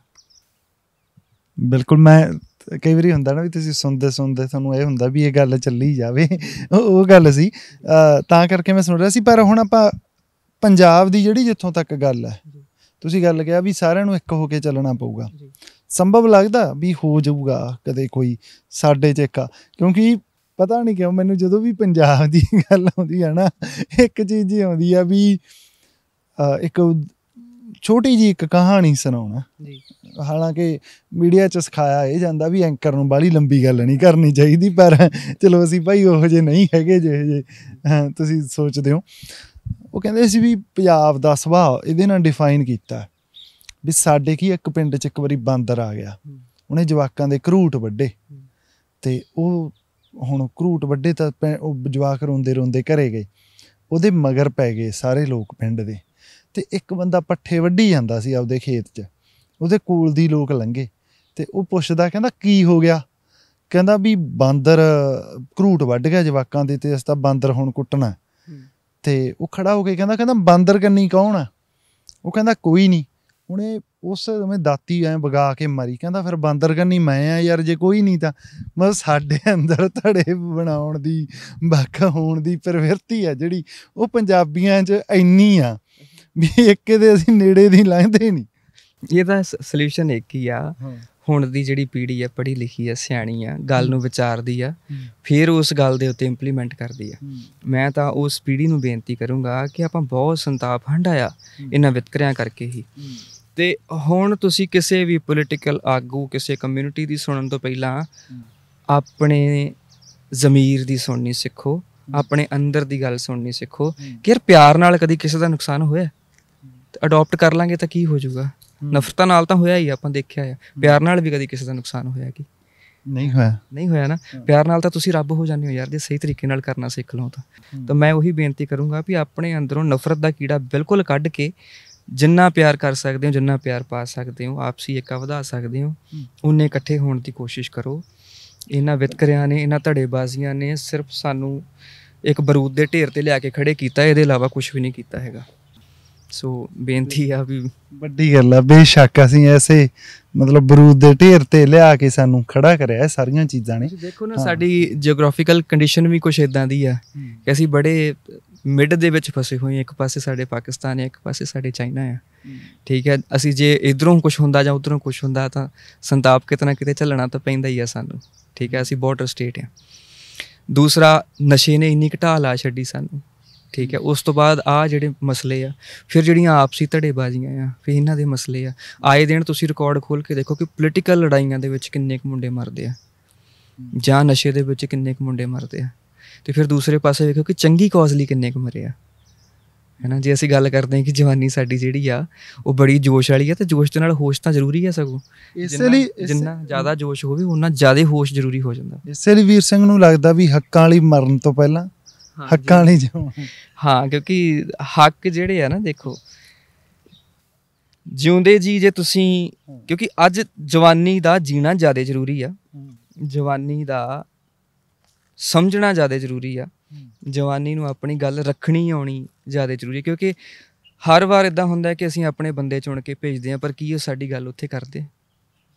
ਉਹ ਇਸ ਕਰਕੇ ਨਹੀਂ ਕਰਦੇ ਕਿਉਂਕਿ ਉਹਨਾਂ ਨੂੰ ਪਤਾ ਇੱਥੇ ਕਿਸੇ ਨੇ ਪੁੱਛਣਾ ਨਹੀਂ, ਕਿਸੇ ਨੇ ਜਵਾਬਦੇਹੀ ਮੰਗਣੀ ਨਹੀਂ। ਮੈਂ ਤੁਹਾਡੇ ਕੋਲ ਜਵਾਬਦੇਹੀ ਲੈਣੀ ਬੰਦ ਕਰ ਦੇਵਾਂ, ਤੁਸੀਂ ਢੀਠ ਹੋ ਜਾਣਾ। ਤੁਸੀਂ ਕਹਿਣਾ ਜਦੋਂ ਕਿਸੇ ਨੇ ਪੁੱਛਣਾ ਹੀ ਨਹੀਂ ਤਾਂ ਆਪਾਂ ਨੂੰ ਕੀ ਲੋੜ ਪਈ ਆ। ਜੇ ਡਿਊਟੀ 'ਤੇ ਵੀ ਹਾਜ਼ਰੀ ਨਾ ਲੱਗਦੀ ਹੋਵੇ ਨਾ, ਤਾਂ ਬੰਦਾ ਜਾਵੇ ਨਾ। ਉਹਨੇ ਕਹਿਣਾ ਵੀ ਘਰੇ ਬੈਠੇ ਤਨਖਾਹ ਹੁੰਦੀ ਆ, ਜਾਣ ਦੀ ਕੀ ਲੋੜ ਹੈ ਨਾ। ਸੋ ਜਿੰਨਾ ਚਿਰ ਤੱਕ ਤੁਸੀਂ ਆਪਣਾ, ਸਿੱਧੇ ਲਫ਼ਜ਼ਾਂ 'ਚ ਕਹਿ ਸਕਦੇ ਹਾਂ ਵੀ ਆਪਣਾ ਛਿੱਤਰ ਕਾਇਮ ਨਹੀਂ ਕਰੋਗੇ, ਜਿੰਨੇ ਚਿਰ ਤੱਕ ਤੁਸੀਂ ਇਹ ਸ਼ਿਕੰਜਾ ਕੱਸ ਕੇ ਨਹੀਂ ਰੱਖਦੇ ਵੀ ਹਾਂ ਯਾਰ ਸਾਡੀਆਂ ਮੰਗਾਂ, ਸਾਡੀਆਂ ਲੋੜਾਂ ਥੋੜ੍ਹਾ ਹੈਗੀਆਂ ਨੇ, ਉਹਨਾਂ ਦੀ ਗੱਲ ਕਰਨ ਵਾਸਤੇ ਜਿਹੜੇ ਨੁਮਾਇੰਦੇ ਅਸੀਂ ਚੁਣੇ ਆ, ਜੇ ਉਹ ਨਹੀਂ ਕਰਦੇ ਤਾਂ ਤੁਸੀਂ ਉਹਨਾਂ ਨੂੰ ਪੁੱਛਦੇ ਕਿਉਂ ਨਹੀਂ? ਤੁਸੀਂ ਪੁੱਛੋ, ਚਾਹੇ ਉਹ ਪਿੰਡ ਦਾ ਸਰਪੰਚ ਹੋਵੇ, ਚਾਹੇ ਤੁਹਾਡੇ ਏਰੀਏ ਦਾ MLA MP ਹੋਵੇ, ਹੈ ਨਾ, ਚਾਹੇ ਉਹ ਮੁੱਖ ਮੰਤਰੀ ਹੋਵੇ ਅਤੇ ਚਾਹੇ ਪ੍ਰਧਾਨ ਮੰਤਰੀ ਹੋਵੇ। ਇਹ ਤਾਂ ਤੁਹਾਡਾ ਹੱਕ ਆ। ਆਪਣੇ ਹੱਕ ਨੂੰ ਸਮਝਣ ਦੀ ਕੋਸ਼ਿਸ਼ ਕਰੋ, ਪਛਾਣਨ ਦੀ ਕੋਸ਼ਿਸ਼ ਕਰੋ। ਇਹ 'ਚ ਕੁਛ ਵੀ ਇਲੀਗਲ ਨਹੀਂ। ਆਪਾਂ ਨਾ ਕਿਸੇ ਦੇ ਅਗੇਂਸਟ ਆ, ਮੈਂ ਤਾਂ ਸਿੱਧੀ ਜਿਹੀ ਗੱਲ ਪਿਆਰ ਵੰਡਣ ਦੀ ਕਰਦਾ। ਪਰ ਮਸਲਾ ਇਹ ਆ ਕਿ ਆਪਣੇ ਹੱਕ ਛੱਡ ਕੇ ਥੋੜ੍ਹੀ ਯਾਰ, ਆਪਣੇ ਹੱਕ ਤਾਂ ਪਛਾਣ ਲਓ ਵੀ ਕਿੱਥੇ ਕਿੱਥੇ ਕੀ ਕੀ ਸਾਡੇ ਨਾਲ ਹੋਇਆ ਆ, ਠੀਕ ਹੈ। ਲੈਣੇ ਅਸੀਂ ਪਿਆਰ ਨਾਲ ਆ, ਲੈਣੇ ਅਸੀਂ ਆਪਣੀ ਗੱਲ ਅੱਗੇ ਰੱਖ ਕੇ ਆ, ਠੀਕ ਆ। ਹਥਿਆਰ ਵਾਲਾ ਮਸਲਾ ਵੀ ਹੈਗਾ, ਚਲੋ ਸਾਡੇ ਖੂਨ ਦੇ ਵਿੱਚ ਹੀ ਆ, ਸਾਡੇ ਵੀ ਹੈਗਾ। ਜੇ ਬਾਕੀ ਪੰਜਾਬ ਦੇ ਲੋਕੀ ਕਹਿੰਦੇ ਤਾਂ ਸਾਡੇ ਵਾਲੇ ਏਰੀਏ 'ਚ ਤਾਂ ਬਹੁਤ ਜ਼ਿਆਦਾ ਹੈ। ਸਗੋਂ ਸਾਡਾ ਤਾਂ ਮਤਲਬ ਵਾਹ ਵਾਸਤਾ ਹੀ ਹਥਿਆਰਾਂ ਨਾਲ ਰਿਹਾ ਆ। ਪਰ ਮਸਲਾ ਇਹ ਹੈ ਕਿ ਇਹ ਵੇਲਾ ਨਹੀਂ ਹੈਗਾ। ਘਰ ਦੇ ਵਿੱਚ ਹੀ ਤੁਸੀਂ ਲੜਾਈ ਖੋਲ੍ਹ ਕੇ ਬਹਿ ਜਾਓ। ਹੁਣ ਮੈਂ ਐਵੇਂ ਕਿਰਪਾਨ ਘਮਾਈ ਜਾਵਾਂ ਘਰ ਦੇ ਵਿੱਚ ਤਾਂ ਆਪਣਾ ਕੋਈ ਜੀਅ ਵੱਢੂਗਾ, ਨੁਕਸਾਨ ਤਾਂ ਮੈਨੂੰ ਹੀ ਹੋਣਾ ਉਹਦਾ ਇਨਡਾਇਰੈਕਟਲੀ, ਹੈ ਨਾ। ਸੋ ਅਜੇ ਹਥਿਆਰ ਚੁੱਕਣ ਦਾ ਵੇਲਾ ਨਹੀਂ ਆਇਆ। ਜਿੱਦਣ ਆਇਆ ਉਦਣ ਸੱਚੇ ਪਾਤਸ਼ਾਹ ਰਾਹ ਵੀ ਦਿਖਾ ਦੂਗਾ, ਪਰ ਅਜੇ ਉਹ ਵੇਲਾ ਨਹੀਂ ਹੈਗਾ, ਅਜੇ ਉਹ ਮਸਲਾ ਹੀ ਨਹੀਂ ਹੈਗਾ, ਅਜੇ ਉਹ ਉਨੀ ਗੰਭੀਰਤਾ ਨਹੀਂ ਹੈਗੀ। ਤੁਹਾਨੂੰ ਐਂ ਕਿਉਂ ਲੱਗਦਾ ਕਿ ਅਸੀਂ ਇਹ ਸੈਟਅਪ ਦੇ ਵਿੱਚ ਆਪਦੀ ਗੱਲ ਹੀ ਨਹੀਂ ਰੱਖ ਪਾ ਰਹੇ, ਅਸੀਂ ਸਵਾਲ ਨਹੀਂ ਸਹੀ ਢੰਗ ਨਾਲ ਰੱਖ ਪਾ ਰਹੇ? ਕਿਉਂਕਿ ਸਾਡੇ ਵਿੱਚ ਵੀ ਜੀ ਗੱਲ ਕਰੇਗਾ ਕੌਣ? ਇੱਕ ਨੁਮਾਇੰਦਾ ਚਾਹੀਦਾ ਨਾ। ਭੀੜ ਤਾਂ ਕਦੀ ਗੱਲ ਨਹੀਂ ਕਰ ਸਕਦੀ, ਭੀੜ ਨੂੰ ਇੱਕ ਮੂੰਹ ਦੇਣ ਦੀ ਲੋੜ ਆ ਨਾ। ਉਹ ਮੂੰਹ ਹੀ ਨਹੀਂ ਦੇ ਪਾ ਰਹੇ। ਅਸੀਂ ਕਿਉਂ ਨਹੀਂ ਦੇ ਪਾ ਰਹੇ? ਵਿਤਕਰੇ ਨੇ।